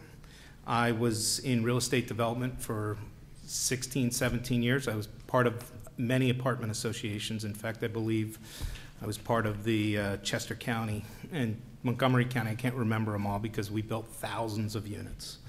We didn't have a problem renting to students, but we followed the same restrictions. What the local ordinance allowed, and sometimes we were more restrictive. I spoke to many municipal leaders. I've spoken to investors in college towns. And I could be wrong, but these investors that I spoke to don't want widespread because they paid a top dollar to have a housing unit that allowed for college students. They charge per bed versus an overall rent. They make significantly more revenue by doing it that way, and they were willing to put out that investment. And this is going to diminish their investments. So from a purely investment standpoint, I don't know if putting the spread out is actually going to have a positive effect. I actually think it'll have a negative effect on those investors. And I also believe that it'll have a negative effect on communities outside of college towns. When you move into a college town, you expect student housing. When you don't move into a college town, you're not expecting student housing. And that's what I think this bill's going to allow for. And it greatly concerns me. I guess I had more of a statement than questions based on your testimony. But again, I thank you for coming up here and telling your side because it does enlighten many of us when we do hear it. I have a little question or comment based on what Representative Troida brought up. I'm a solicitor in a municipality that actually changed its ordinance to allow for a student housing project. Now, it was not scattered site, as you have been testifying about, and it was not actually a college town. The college was one town over. Somebody came in, they wanted to build a building, and their concept was that they would group 4 or 5 single rooms around a central area that would be a living space for all the students to be in. And they came in, made their pitch, and the township enacted the ordinance to allow that project to happen. So I guess I'm saying from a local point of view, it's possible that in some localities for some projects that you could actually pitch it to the local elected officials and get them to pass zoning that allowed it. But that's not, most of the complaints we seem to be hearing on both sides of the fence are the scattered site housing projects. So I'm not sure it's discrimination against students per se, or whether it's discrimination against several students, many students, in what would otherwise be a single-family neighborhood. Do you want to address that? Well, we're looking at multifamily dwellings. Sure. Is that correct, ma'am? So it's whether it's occupied by students or occupied by no, seniors? No, it was pitched as a student housing ordinance. We had to write a new ordinance and slip it in a certain zone, because no other way that the ordinance worked would have allowed that particular type of arrangement. 4 or 5 rooms, 1 common living space with kitchen facilities. It was not allowed under any other zone. And the commissioners thought it was a good idea. They went for it. It's a dormitory then. It's like a dormitory. Yeah, exactly. But we don't have a university. So you had to create the district for it. Yeah. Correct. It's a good idea. Yeah. So I guess what I'm saying, to your point, it may be possible, in certain municipalities to get the elected officials to see it your way. Now, to be fair, it was not scattered site housing. It was everybody all in a certain place. They were okay with students as the population. Yeah. So it wasn't discrimination against students. Mm-hmm. So, I don't know. All right, we'll move on to our next one. I really appreciate all of your standing up and speaking publicly, and I also appreciate the long distance that you came to talk to us this morning. The next panel is going to be led by Mayor Carolyn Comitta from West Chester. And thank you, West Chester, for having us, hosting us this morning. We'll see who else is here, and then we will take public comment when we're finished. So. Okay, I think I will too. I guess there's a bad accident on 322. Okay.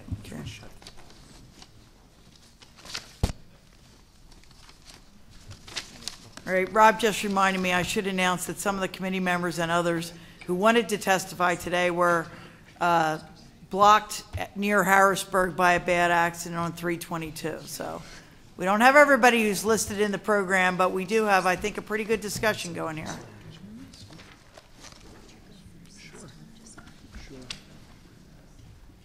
Mayor Comitta, thanks for having us. Do you want to start? And everyone, please introduce yourself before you start talking so that our court reporter can get this down correctly. Okay?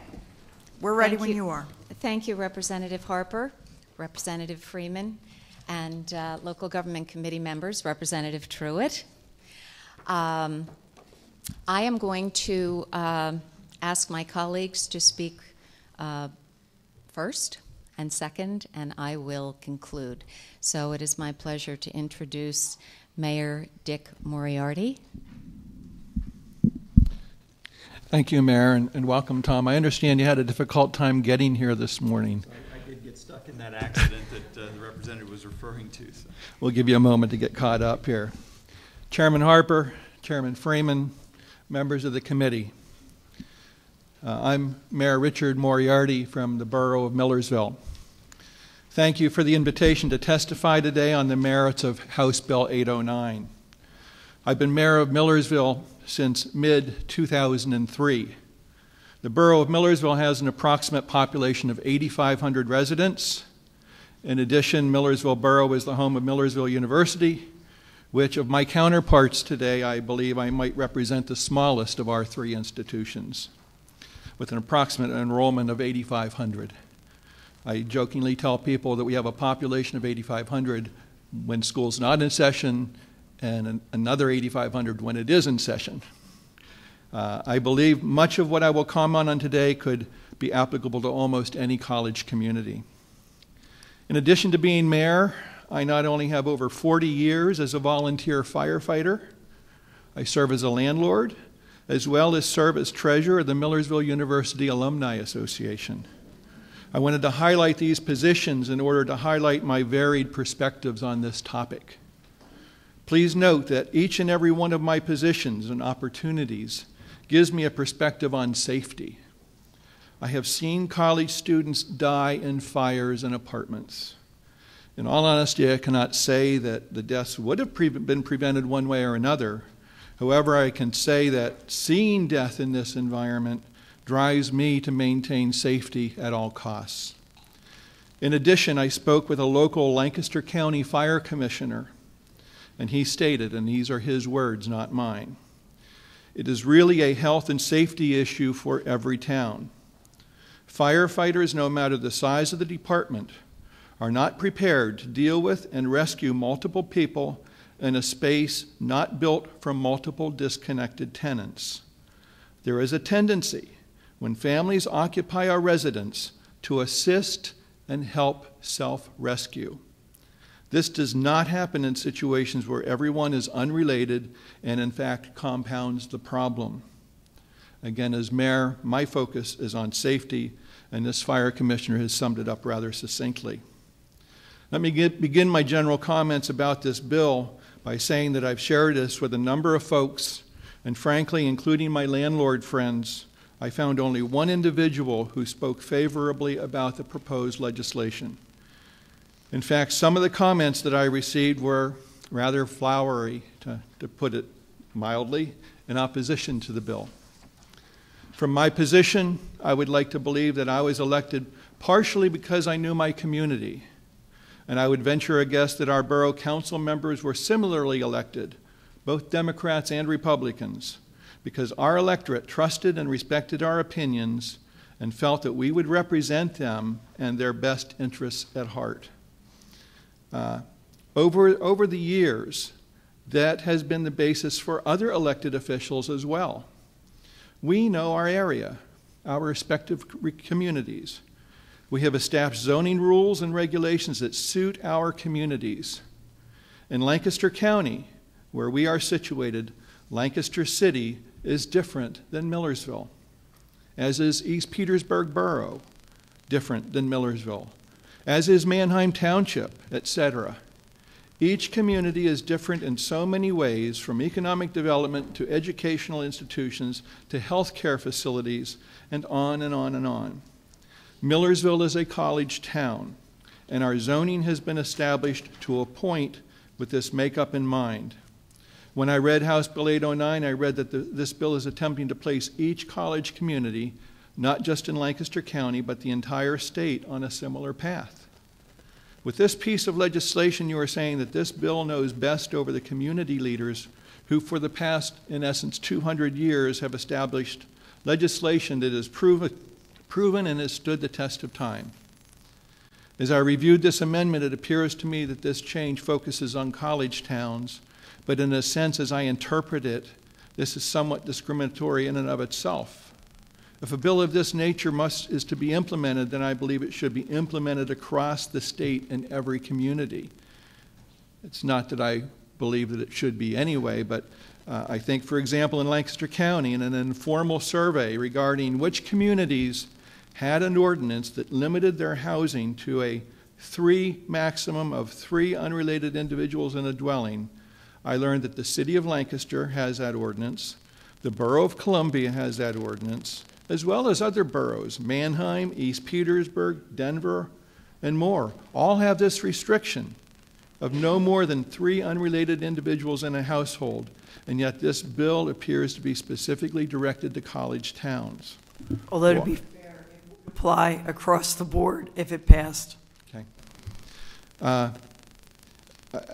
I don't know why, but I do know that Millersville has had their zoning in place for one primary reason, and that is safety. In addition to the fire commissioner's comments, please allow me to give you some other specific examples. Millersville Borough has 13 full-time police officers. The reality of it is, had we not had a college in our community, it is estimated that we might need only approximately 1/2 that number. The fact is that for our purposes, our police services costs our permanent residents money. The fact is that we house a state university and we receive $0 in either state support for their state-supported directed college, or are we able to obtain any type of financial assessments towards these costs? And yet, this significant number of retired households on our fixed income, over 20% over 55 in Millersville. In other words, approximately $300,000 per year for just police services because of housing a college. We accept that fact. We've learned to live with it. We've learned to manage it. As elected officials, that is what we do. Unfortunately, in our case, it's on the backs of our permanent residents. I would suggest that if the state wants to make any changes, why couldn't you put a piece of legislation that would assist our permanent residents and give us some financial assistance, as I also noticed Mr. Grove, in a previous panel, also discussed that, and just not a piece of legislation that will cost more money for our permanent residents. Another factor to consider is traffic in the community. Frankly, our traffic is already significant, and adding additional traffic will obviously add to our problem, again, with no additional resources. Traffic and speeding are one of our major complaints to deal with. For example, at a minimum, if we have 500 existing dwelling units and housed even one additional extra person per unit, that is an additional 500 cars. In a family dwelling, there are generally 2 or 3 cars per unit. In a college situation in today's society, every student has a car. As I've stated, it's about safety, it's about the cost to our permanent residents. A municipality such as ours has very limited options as to ways we can increase our revenue without increasing our real estate taxes. Millersville has one of the highest real estate taxes within Lancaster County. With regards to our attempts to increase our revenue, other than via real estate taxes, several years ago we attempted to enact what was called a transaction tax or a rental property tax, and the landlords put up a fair amount of an objection. In this case, we felt justified to enact a $30 per year tax to assist us. But the landlords objected to it to the point where it went to the Pennsylvania Superior Court and the tax was overturned. So what does revenue have to do with this bill? The issue is the potential to increase our population and placing an additional strain on our resources without providing any additional offsetting revenue is the issue. There was a study published in 2006 by the Pennsylvania Economy League,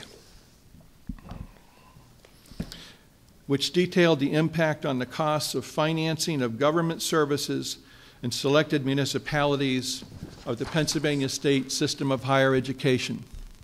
Coincidentally, both Millersville and West Chester were two of the 3 college towns included in the study.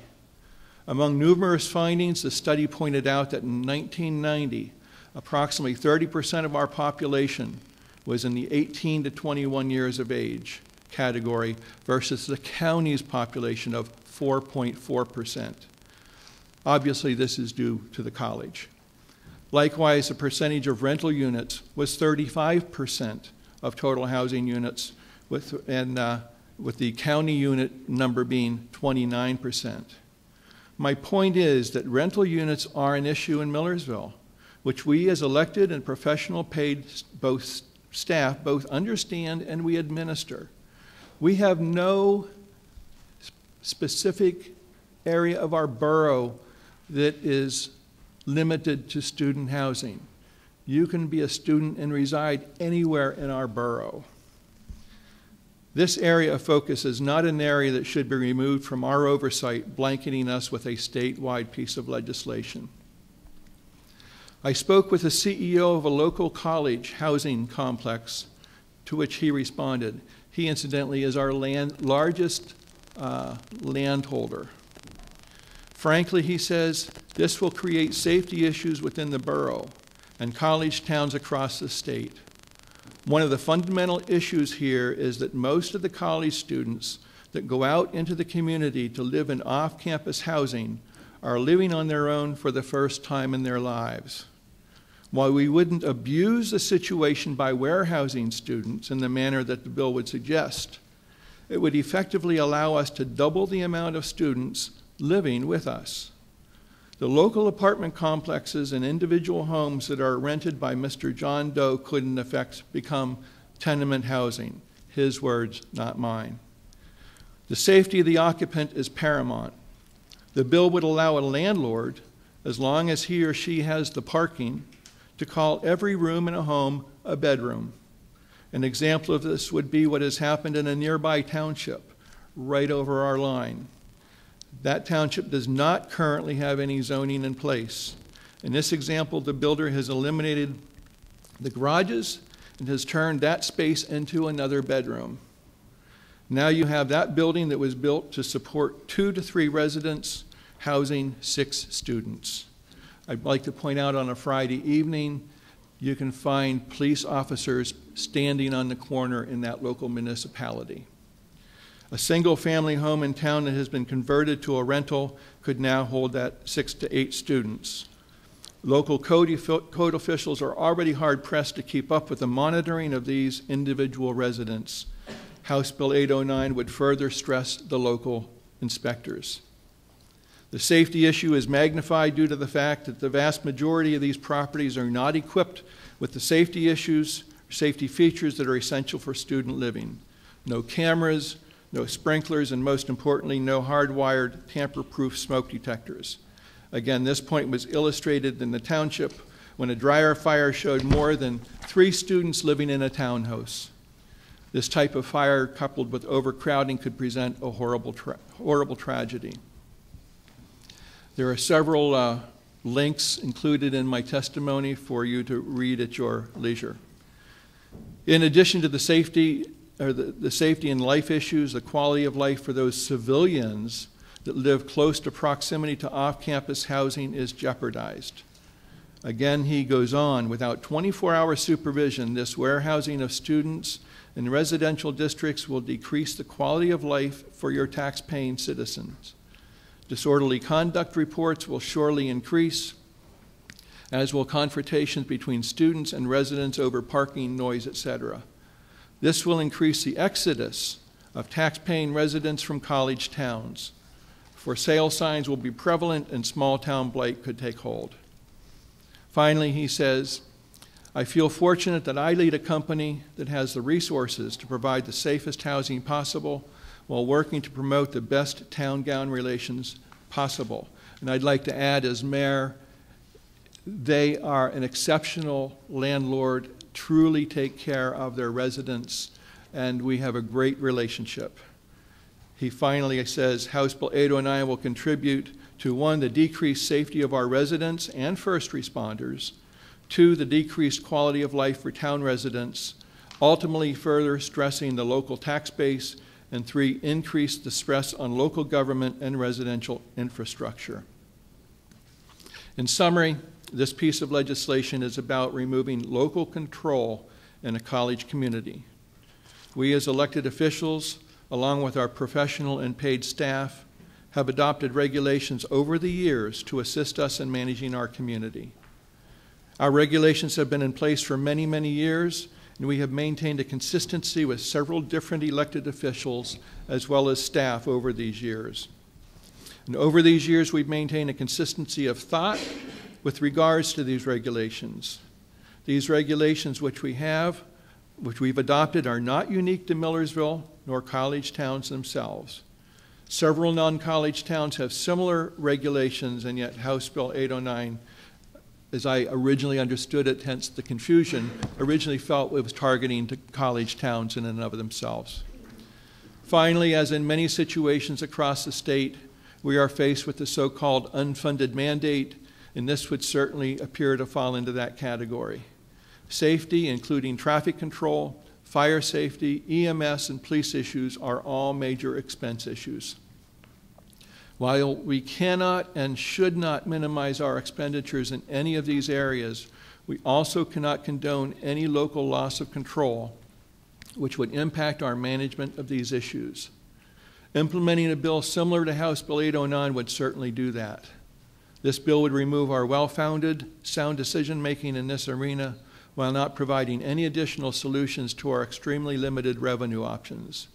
We strongly discourage our state elected officials from adopting this piece of legislation. Please allow our local control to remain in local control.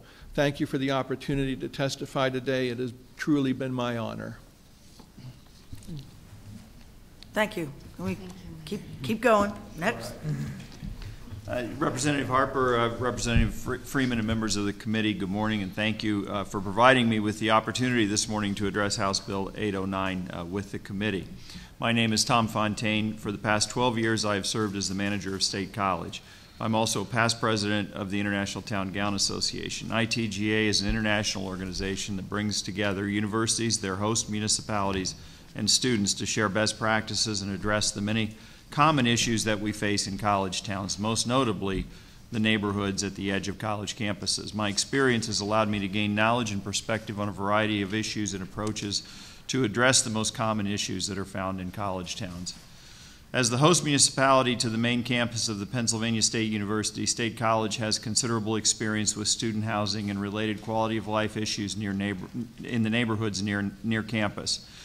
State College has a population of 42,000. About 70% of that population are between the ages of 18 and 24. The population density in State College is about 9,500 people per square mile. The 2014 enrollment at Penn State University Park campus is about 47,000 students, and approximately 70% of those students live off campus. Nearly 50% of all single and two-family homes in State College are rental units, with a higher percentage of student rentals located in the neighborhoods near the campus. About 60% of the single-family residences in the neighborhoods immediately south of downtown State College have rental housing permits. In State College, we find the highest incidence of crime in these predominantly student neighborhoods at the edge of campus. Typically, about 60% of all crime in State College involves students. In 2014, 48% of all the crime occurred in those neighborhoods that have become predominantly student-occupied. And if we look at only the residential neighborhoods and remove downtown State College, 76% of all crime in State College occurred in these neighborhoods. virtually all communities that host a college or university have faced increased studentification of the neighborhoods near campus. Studentification has been defined by British geographers as the dislocation of professionals, middle class, and working class families by students. The character of neighborhoods has been transformed due to the outmigration of families and professionals in response to the growing student population. This has resulted in a decline in the quality of life in the neighborhoods when measured by any number of variables. One variable is the ongoing conflict that exists between student and non-student neighbors as a result of the differing lifestyles and behaviors. Similar conflicts have also been documented in the United Kingdom and Canada, where property prices have escalated, thereby contributing to cultural and retail transformations and the outmigration of established populations and local community resistance to students. This has certainly been the case in State College, as significant population shifts have occurred over the past 4 decades. It is not entirely clear when the tipping point occurs, where the number of properties that are occupied by students is high enough to cause non-student residents to relocate, resulting in the further destabilization of these neighborhoods. In the literature on town gown issues related to the erosion of neighborhoods, the tipping point has been identified to be as low as 10% student rentals and as high as 25% student rentals. We are currently studying this question in State College. What are the impacts when these neighborhoods do begin to tip? Over a 30-year span between 1970 and 2003, the fiscal health of State College has significantly declined from an above-average rating in 1973 and dropping to one of Pennsylvania municipalities with the most negative fiscal health indicators in 2003. This is based on the Fiscal Health Index reported by the Pennsylvania Economy League in its report, Structuring Healthy Communities, Part 1, Revenue Generation and Fiscal Health. Between 1970 and 2010, State College was the only municipality in the Center Region that saw a decline in the number of families. The Center Region includes State College and the 5 surrounding municipalities. In fact, in State College, the number of families has declined from nearly 4,500 in 1970 to about 3,000 families in 2010. During this period, there has been a 30% decline in the number of families residing in State College. As expected, the decline in families in State College and the increase in students, the per capita income for State College has not kept pace with the per capita income in neighboring townships. Although the entire Center Region has shown growth in per capita income over the past 40 years, State College's rate of growth has fallen substantially behind the suburban communities. In 1970, the per capita income for the municipalities in the Center Region was virtually identical, ranging between $2,000 and $3,000 per capita. Beginning in 1980, State College began to fall behind the suburban communities, with the amount of disparity in per capita income becoming significantly more pronounced in 1990, 2000, and again in 2010. Per capita income in State College has grown from about $2,000 per capita in 1970 to around $14,000 in 2010. This compares to the suburban communities, where income has risen to between $34,000 and $40,000 per capita in 2010. The relative decline in per capita income is also reflected in tax collections. There has been virtually no growth in real estate or earned income tax in State College over the past 10 years. This shifting demographics, the per capita income and tax revenue coincides with a period of increased student residence in State College. Other Pennsylvania university host communities have experienced similar issues, as Mayor Moriarty pointed out. In 2005, a Pennsylvania Economy League study showed that municipalities that host a university consistently collect less revenue per capita from all forms of taxes than municipalities that do not host a college or university. The study also found that these host municipalities also have a higher per capita tax rate than other municipalities. In addition to the demographic and fiscal issues associated with student housing, State College also experiences significant conflict between student and non-student residents living in these neighborhoods. Examples of the conflicts include a couple that was awakened in the early morning hours when a student on his way home from a nearby party picked a hammer and tossed it through a bedroom window. The families that regularly use condoms in their yards, including in their play equipment for children. A preteen girl was confronted with a naked student walking down the hall in a family home because the student was intoxicated and believed he was in his own home. Vandalism to property, loud noises and voices throughout the night and into the early morning hours. A family going to church on Sunday morning that finds a student passed out on their porch, and a resident walking their dog in the morning discovers someone has defecated and vomited on the sidewalk in front of their house. These are a few examples of what are routine occurrences in these neighborhoods. Noise, vandalism, assaults, public drunkenness, and other property crimes fuels the conflict between student and non-student residents in these neighborhoods. Municipal ordinances and regulations that govern rental housing permits, occupancy, and student home provide important tools that allow municipalities and communities to address the issues related to the studentification in these edge neighborhoods. Best practices that we have studied over several decades include a variety of responses to these impacts, ranging from code and ordinance enforcement, rental registration or permitting, increased law enforcement, and environmental management strategies. Regulations that limit occupancy of student rentals are important tools used in conjunction with these other practices to prevent neighborhoods from reaching the tipping point when outmigration and decline begin to adversely affect the character, safety, and economic viability of these neighborhoods. In the 1960s, as the enrollment at Penn State began to increase, student housing off campus began increasing. The migration of students into state college neighborhoods significantly increased beginning in 1968 when more and more private sector homes were being occupied by students. At the same time, the erosion of single-family neighborhoods also started to occur, resulting in shifting demographics and the fiscal issues that I previously mentioned. This trend of increased student housing in the neighborhoods near campus and the outmigration of families and professionals has continued through the decades as Penn State enrollment has continued to grow from around 15,000 students in the 1960s to nearly 47,000 today. As more students have continued to migrate off campus and into the neighborhoods, town-gown tensions have also increased. As a response to this increased tension, the State College community adopted a rental housing permit and property maintenance code in the 1970s. In 1978, as State College continued to see increases in the conversion of single-family homes to student rentals, neighborhood leaders and State College explored additional measures to preserve the neighborhoods near the campus. In 1979, State College adopted a zoning regulation to limit occupancy in single-family homes to 3 unrelated persons in residential zoning districts. Occupancy limits are a common regulation in college towns across the country. As reported by Blake Gumprick, a 1989 survey reported that 76% of college towns with populations less than 100,000 had these occupancy limits. These occupancy limits, in addition to public safety issues previously mentioned, are also often established to limit the economic viability of student rentals and reduce the number of students living in these neighborhoods. While these occupancy limits in State College have had some impact, they did not stop the conversion of single-family homes into student rentals.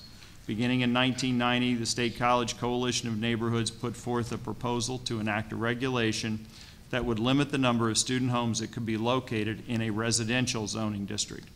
After several years of discussion and with strong support from neighborhood groups, a second zoning regulation was adopted by State College in 1997 to define a student home and to regulate the distance permitted between student homes in residential zoning districts. And I want to emphasize in residential districts only.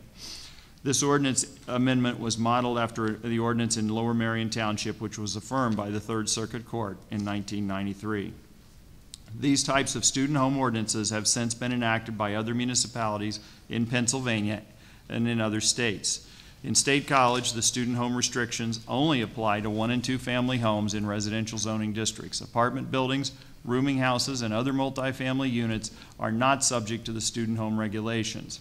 In 1997, 259 student homes were registered, and all of these became legal nonconforming uses that may continue to be permitted as student homes unless the owner abandons the use. These student home regulations have resulted in a slowing of conversions to student homes, with only 47 new student homes having been permitted since 1997. Currently, there are a total of 306 student homes in State College. In 2011, State College amended the student home zoning regulations to increase the distance between student homes. This amendment was intended to prevent the further expansion of student homes into lower impacted neighborhoods that have not seen an increase in new student rentals. In 2015, State College implemented an annual licensing requirement for student homes. We are currently in the process of implementing this requirement. In addition to these zoning regulations, State College engages in a number of other programs to help build community by engaging students and non-students in stabilizing these predominantly student neighborhoods. State College has also initiated a number of home buyer programs that address affordable housing concerns and also prevents properties from converting to student homes. In 2014, the State College Redevelopment Authority implemented a program to buy homes in near campus and near downtown neighborhoods that are currently licensed as student homes or are located on tipping point blocks. For this program, tipping point blocks have been defined as those in which 25 to 75% of the properties are rentals. This program returns properties to non-student status and secures properties that are at risk of becoming student homes by preventing their conversion. Homes purchased by the Redevelopment Authority are sold with a deed restriction, ensuring that the homes will be maintained as owner-occupied residence or non-student housing. This program advances State College's strategic plan goals to increase owner-occupied housing, to increase diversity in the neighborhoods near campus, and to stabilize and reverse the negative trends that have occurred simultaneously with the increase of student housing in the neighborhoods at the edge of campus. I want to be very clear on one point. Penn State University and the students that attend Penn State are very important to the State College community. As the host of a major land grant and research institution, there are benefits that enhance the quality of life for local residents. In order to maintain that quality of life, neighborhood preservation continues to be the highest priority in the State College strategic plan and in the recently adopted neighborhood plan. It is important to maintain neighborhoods in our community and ensure that these neighborhoods will be diverse and sustainable places with a high quality of life for students and non-students alike. Zoning regulations that address occupancy in student homes are important tools for State College and other Pennsylvania municipalities to help balance the impact of studentification in our neighborhoods. House Bill 809, if adopted, would significantly reduce and restrict local municipal authority to address these serious issues that are unique to our college towns. The further erosion of the quality of life in our neighborhoods and the economic impacts on our ability to provide basic local government services would result.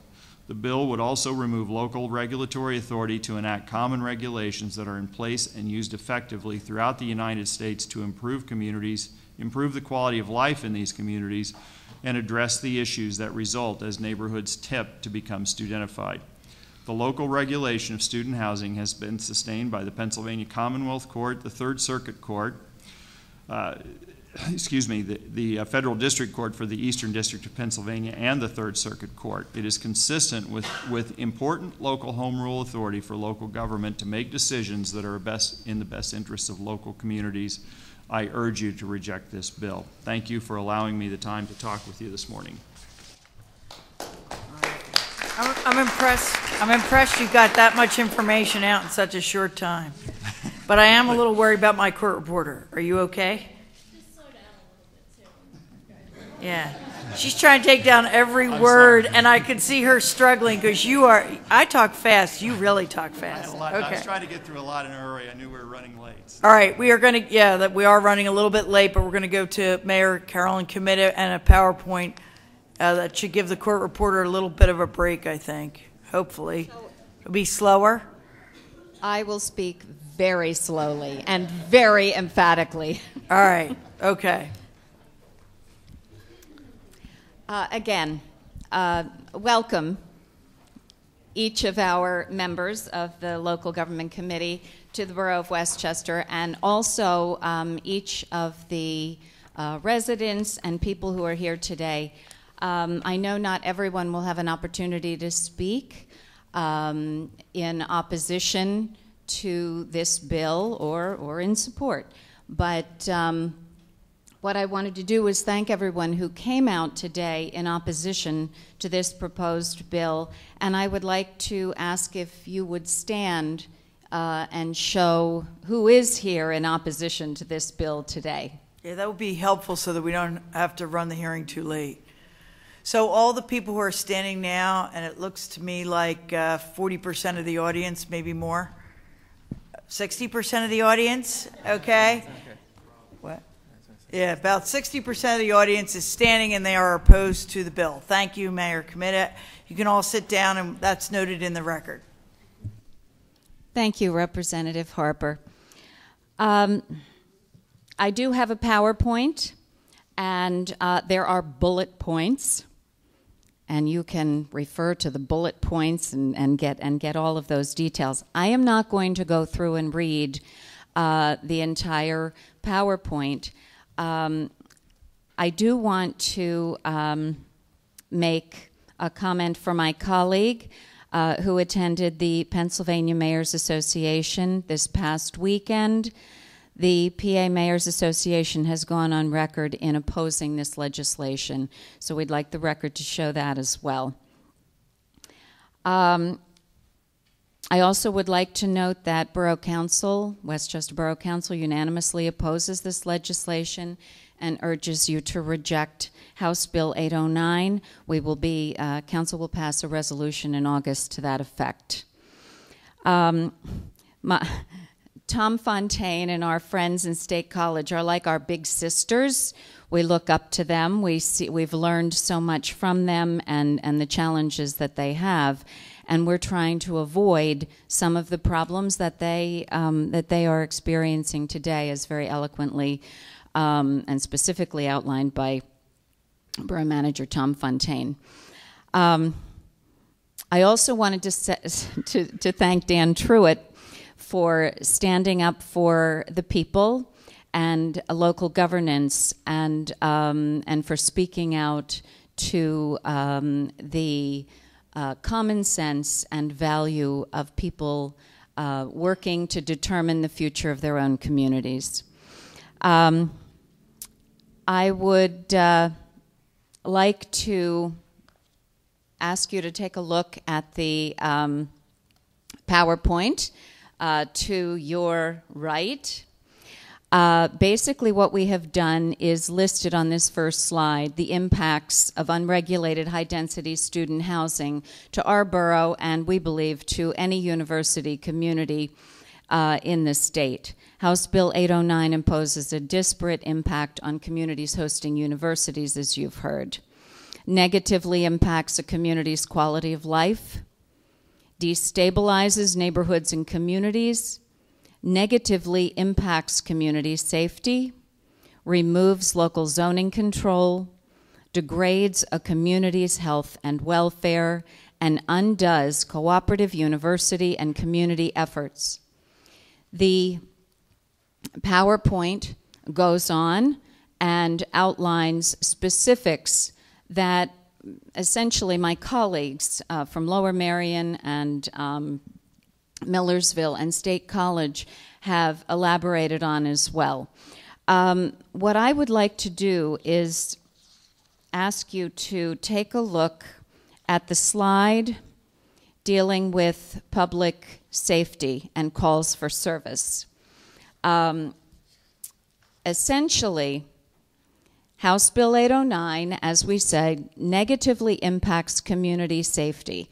And as we know, as elected officials, we have all sworn to protect the health, safety, and welfare of the citizens we serve. And it is very clear that this bill would undermine our ability to protect our students as well as our non-student residents. If you look at the slide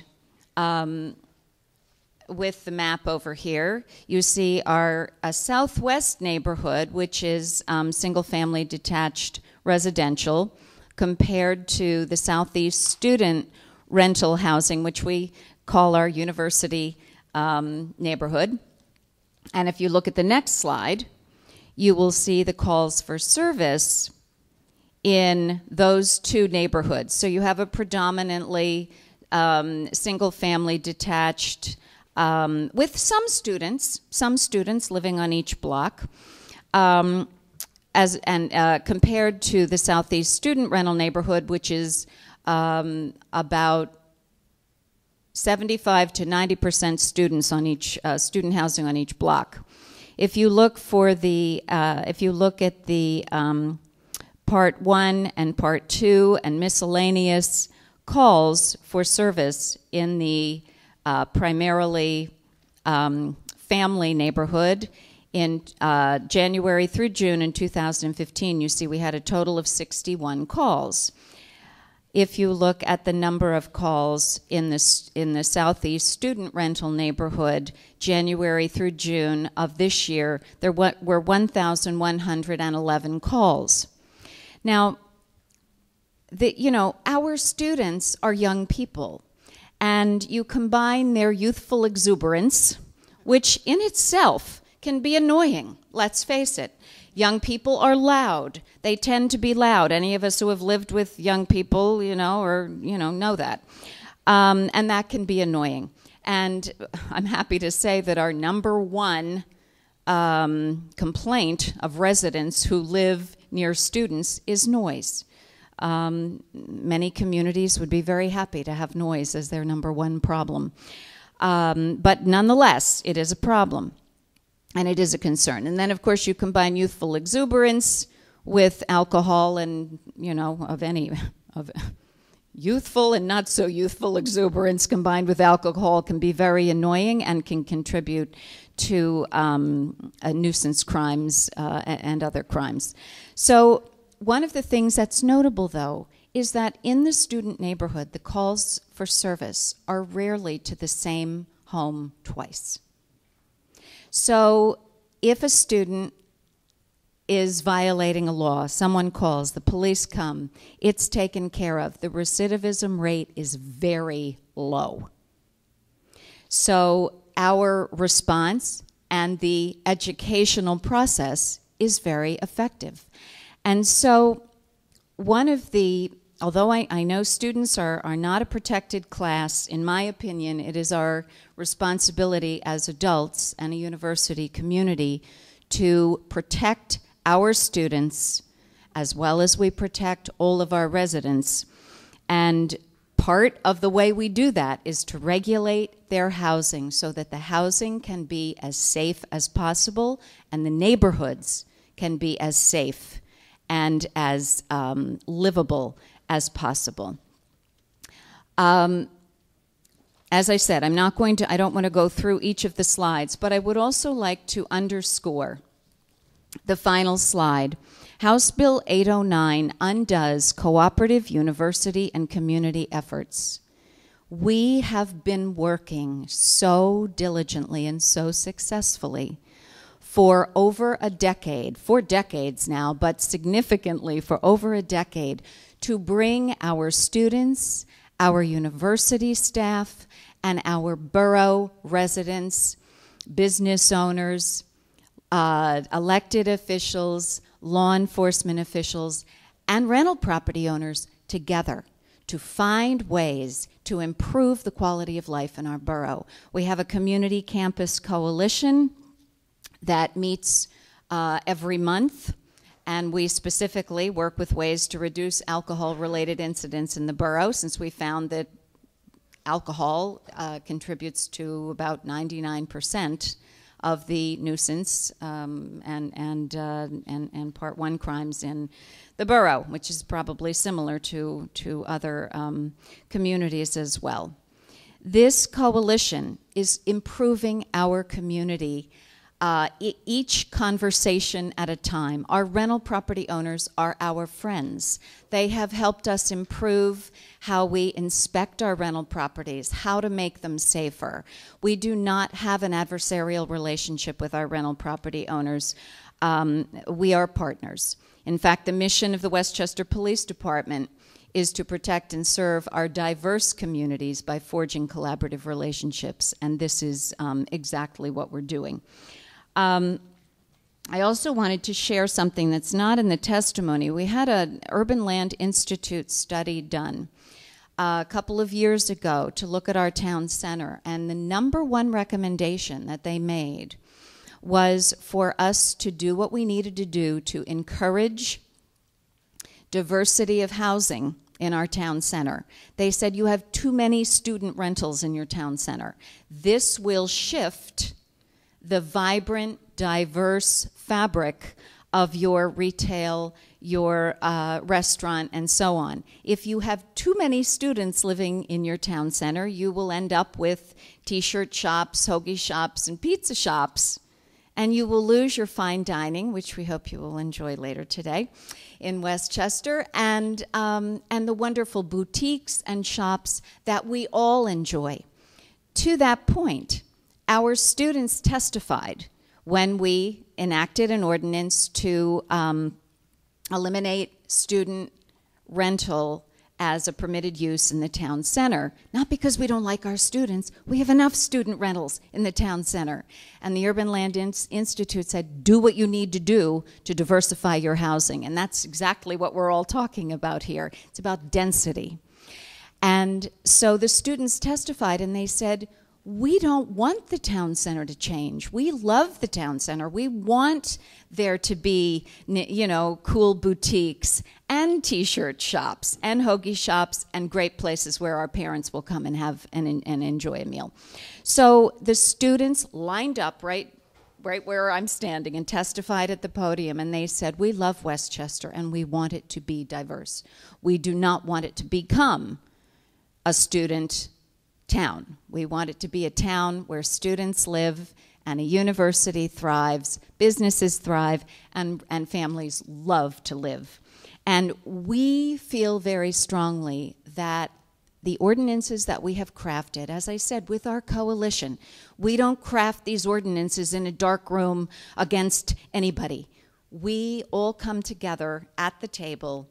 We know each other, we can call each other on the phone, and we figure out what's going to work best for West Chester. That's what Millersville's doing. That's what State College is doing. And we need to have the tools that we have today to be able to continue to determine our future. So I urge you to reject House Bill 809. We have many, many issues that we all need to devote our time and energy to. We have our municipal pension crisis. We have the catastrophic effects of climate change. Let's come together and deal with those. We're doing fine working together in our communities to protect our students and all of our residents. Please help us. And again, thank you for being here today.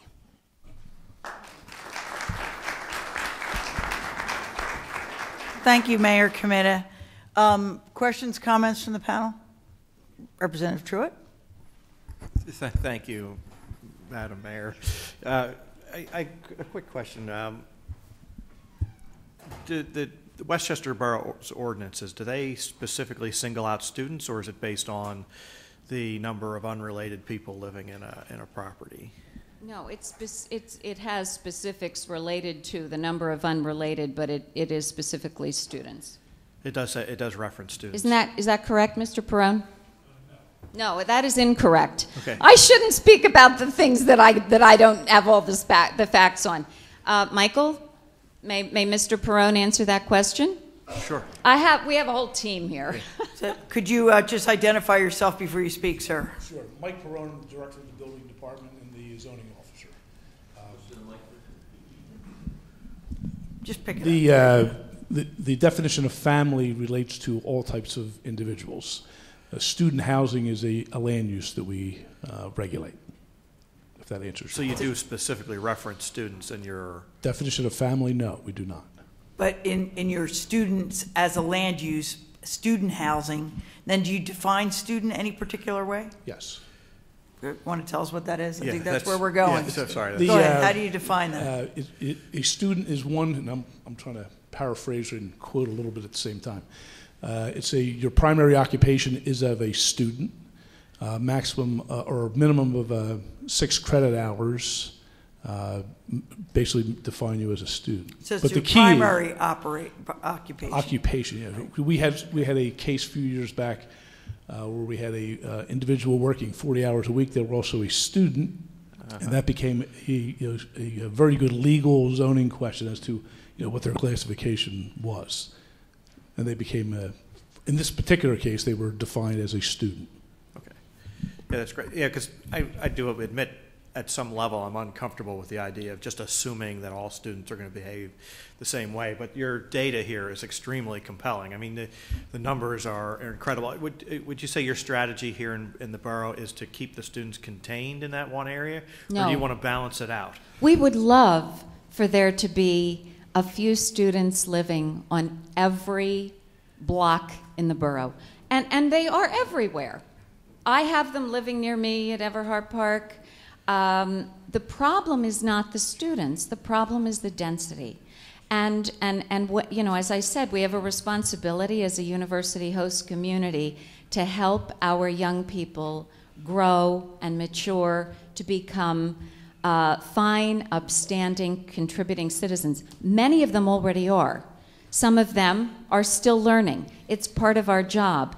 When they live in a neighborhood and they can model the behavior of their neighbors, who are not all students, they will learn something. And you will find in most cases that where there are a few students living on a block, the students are integrated into our neighborhood. That's our goal, and for them to learn and to grow. We're not about busting them.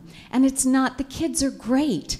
They contribute over 400,000 hours a year in community service just to our borough. They're fantastic, but they're young. They do stupid things. They do boneheaded things. We all did. But when it's a matter of density. The density is, in some of our blocks, it's too dense now. We don't want it to be more dense in other parts of the community, as we heard from State College Manager Tom Fontaine. Okay. Thank you, Madam Chair. Thank you. Chairman Freeman? Thank you, Madam Chairman. First, thank you for your testimony and also for your public service. Much appreciated. As a follow-up to Representative Truitt's question, and Mr. Fontaine may have touched on some of this in terms of his testimony, has it been your experience that when you get a large concentration of students in one particular area, not only does it create a certain culture there, which can kind of have ripple effect, but it also becomes tougher for individuals wanting to sell their home as single-family homes to another family for that to be marketable? Let me address that. We have a section in town, as I addressed in my comments, our entire borough can be, you know, anyone can rent anywhere. So in theory, students could rent on North George Street as well as Brenner Street, regardless. However, there is a propensity for college students to migrate towards a section of the borough. And there is the gentleman that I quoted in my testimony, the largest landholder in the borough. They have apartments. Adjacent to that, there are 2 streets that run parallel. We've seen that neighborhood go from single-family residential families to student housing. Approximately 7 years ago, I had a gentleman call me who I've known for 40 years. I don't know how he didn't realize that he was moving in amongst students. His first weekend there, he called me and said, "You've got to do something about this noise." And I said, "Well, where are you living?" And he told me, and I said, I don't know what I can do to help you. And what happens is, if you ride with the police at 1 o'clock on a Friday night, Saturday morning, it's kind of like being in Disney World sometimes. So, the answer is yes. Well, thank you. Ditto. The answer is yes. I think it becomes much more difficult for families to purchase homes, and we see value disparity. And one of the issues that has been challenging is, in fact, a large number of student homes in the 1 and 2 family districts have a tendency to invert property values that makes it very expensive as well. So the cost of living in a neighborhood in State College is significantly higher than if you were 40 miles away in another town. So you lose that balance within a neighborhood. Absolutely. That occurs. And just a quick note, too. Reference was made by Mayor Moriarty and I believe Mr. Grohl from the last panel regarding the issue of a lot of tax-exempt properties like universities, courthouses, that sort of thing. In a shameful plug for my legislation, I actually have introduced legislation previous sessions. It was House Bill 2018 last session. I'm hoping to reintroduce it again this session, which would provide a system to compensate communities for high levels of tax-exempt property, recognizing that as a host community, they shouldn't have to shoulder the entire burden of that tax-exempt property. Most of those institutions are regional institutions, and so the state should step up to the plate and provide a means of funding that would help to compensate them for that high percentage of tax exempts. So stay tuned. Let the record show there was significant applause for your bill. And I personally support your bill 100%. We're about 40% tax-exempt properties in the borough. That's similar to Easton, yeah, between the county courthouse complex and Lafayette College. All right, get your own hearing, okay? No. We will welcome your hearing in West Chester. I'm kidding. Representative Zimmerman? Yeah, just to clarify, am I hearing that one of the biggest concerns would be this bill would basically force more density in areas that you don't want density? Is that correct?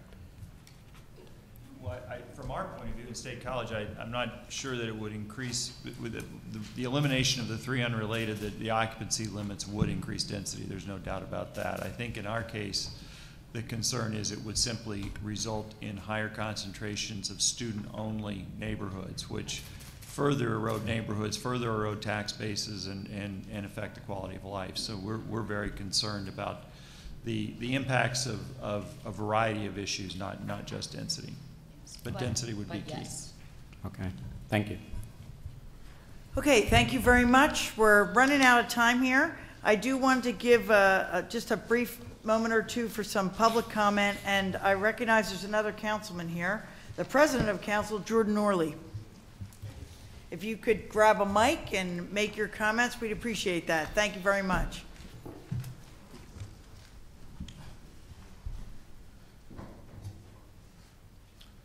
Thank you, Madam Chair. So hold on for a second. Let our court reporter catch up. Sure. State your name, and do you need a spelling on that? It's Jordan Norley, last name Norley. Thank you, Madam Chairman, and members of the committee. Mr. Truitt, our representative here, appreciate your question about the high bar to you that it would take to preempt local ordinances. Appreciate that comment and that question. A couple things here. I'd like to go back. We're actually there right now. Thank you. I want to reiterate that the issues that we face as university hosting communities with student rentals in our communities and the high density levels aren't just noise or nuisance and the like. If you look at your Part 1 crimes in two comparable neighborhoods, one with high level of student density and one without high level student density. For instance, the Southwest neighborhood, Part 1 crimes are very serious crimes. You're talking about burglary, theft from buildings, vehicles, assaults, rape, narcotics violations. In the most dense student neighborhoods, I would certainly suggest as irrefutable that the density of student rentals and the amount of crimes that occur, both serious and nuisance, are directly correlated. And the more density of student rentals in those neighborhoods, the more crime that occurs, both serious and nuisance. If you look at Part 1, at 8 calls during January 2015 to June 2015 versus 314 in the other neighborhood, similar proximity to the university, that's over a 4,000% increase in those very serious crimes, your Part 1 crimes. And in your Part 2 crimes, as our distinguished mayor represented, which are more your nuisance crimes, but you have some other crimes in there as well that are quite prevalent. Your DUIs, weapons violations. We've had 2 stabbings in the last year in the 600 and 700 block of South Walnut Street, which is one of the most highly dense student neighborhoods. Any passage of the bill as it stands, HB 809, I think would represent a great danger, not only to our non-student residents, but as well as the students themselves. We've had significant rapes as well in those particular areas where that density, I'd call it the epicenter, the heart of the beast. The amount of crime is significantly higher. Now let's talk about finances quick, and then I'll conclude. Finances, as some of the testimony has shown, we, as a host community, the Borough of West Chester, are significantly burdened when it comes to finances. The way that we receive the vast majority of our money as a community is through property taxes and earned income taxes. When a student generally moves into a rental unit, they often don't change their address to living within the borough. I'm sure it's similar to other host communities as well. That being the case, if they do happen to work, which many students do not work, not only is it at a low wage, but it's also, it usually goes back to their parents' host community, their parents' community. So that's one very important piece. Now, if we have higher student density throughout the borough, what you're going to see is you're going to see permanent residents with middle wage, higher wage, earned income leaving. That erodes our tax base. That puts even a greater burden on our borough taxpayers. Now, that's not to mention the university, of course, being tax exempt. We're also the chair, the seat of Chester County, so we have a lot of government buildings here as well. To the mayor's point, we're about 40% tax exempt. You can see how a lot of these issues can compound on each other. Now, let's circle back the finances with what we're seeing up here as it directly relates to higher student density and higher crime, significantly higher crime. We're talking about 4,000% sort of higher crime in these areas. Now, of course, because of those related issues, we're going to have significantly more need and demand for first responders as well as police force. We currently have about 45 officers, and the vast majority of their time is related to enforcing these types of crimes, which are caused primarily by students.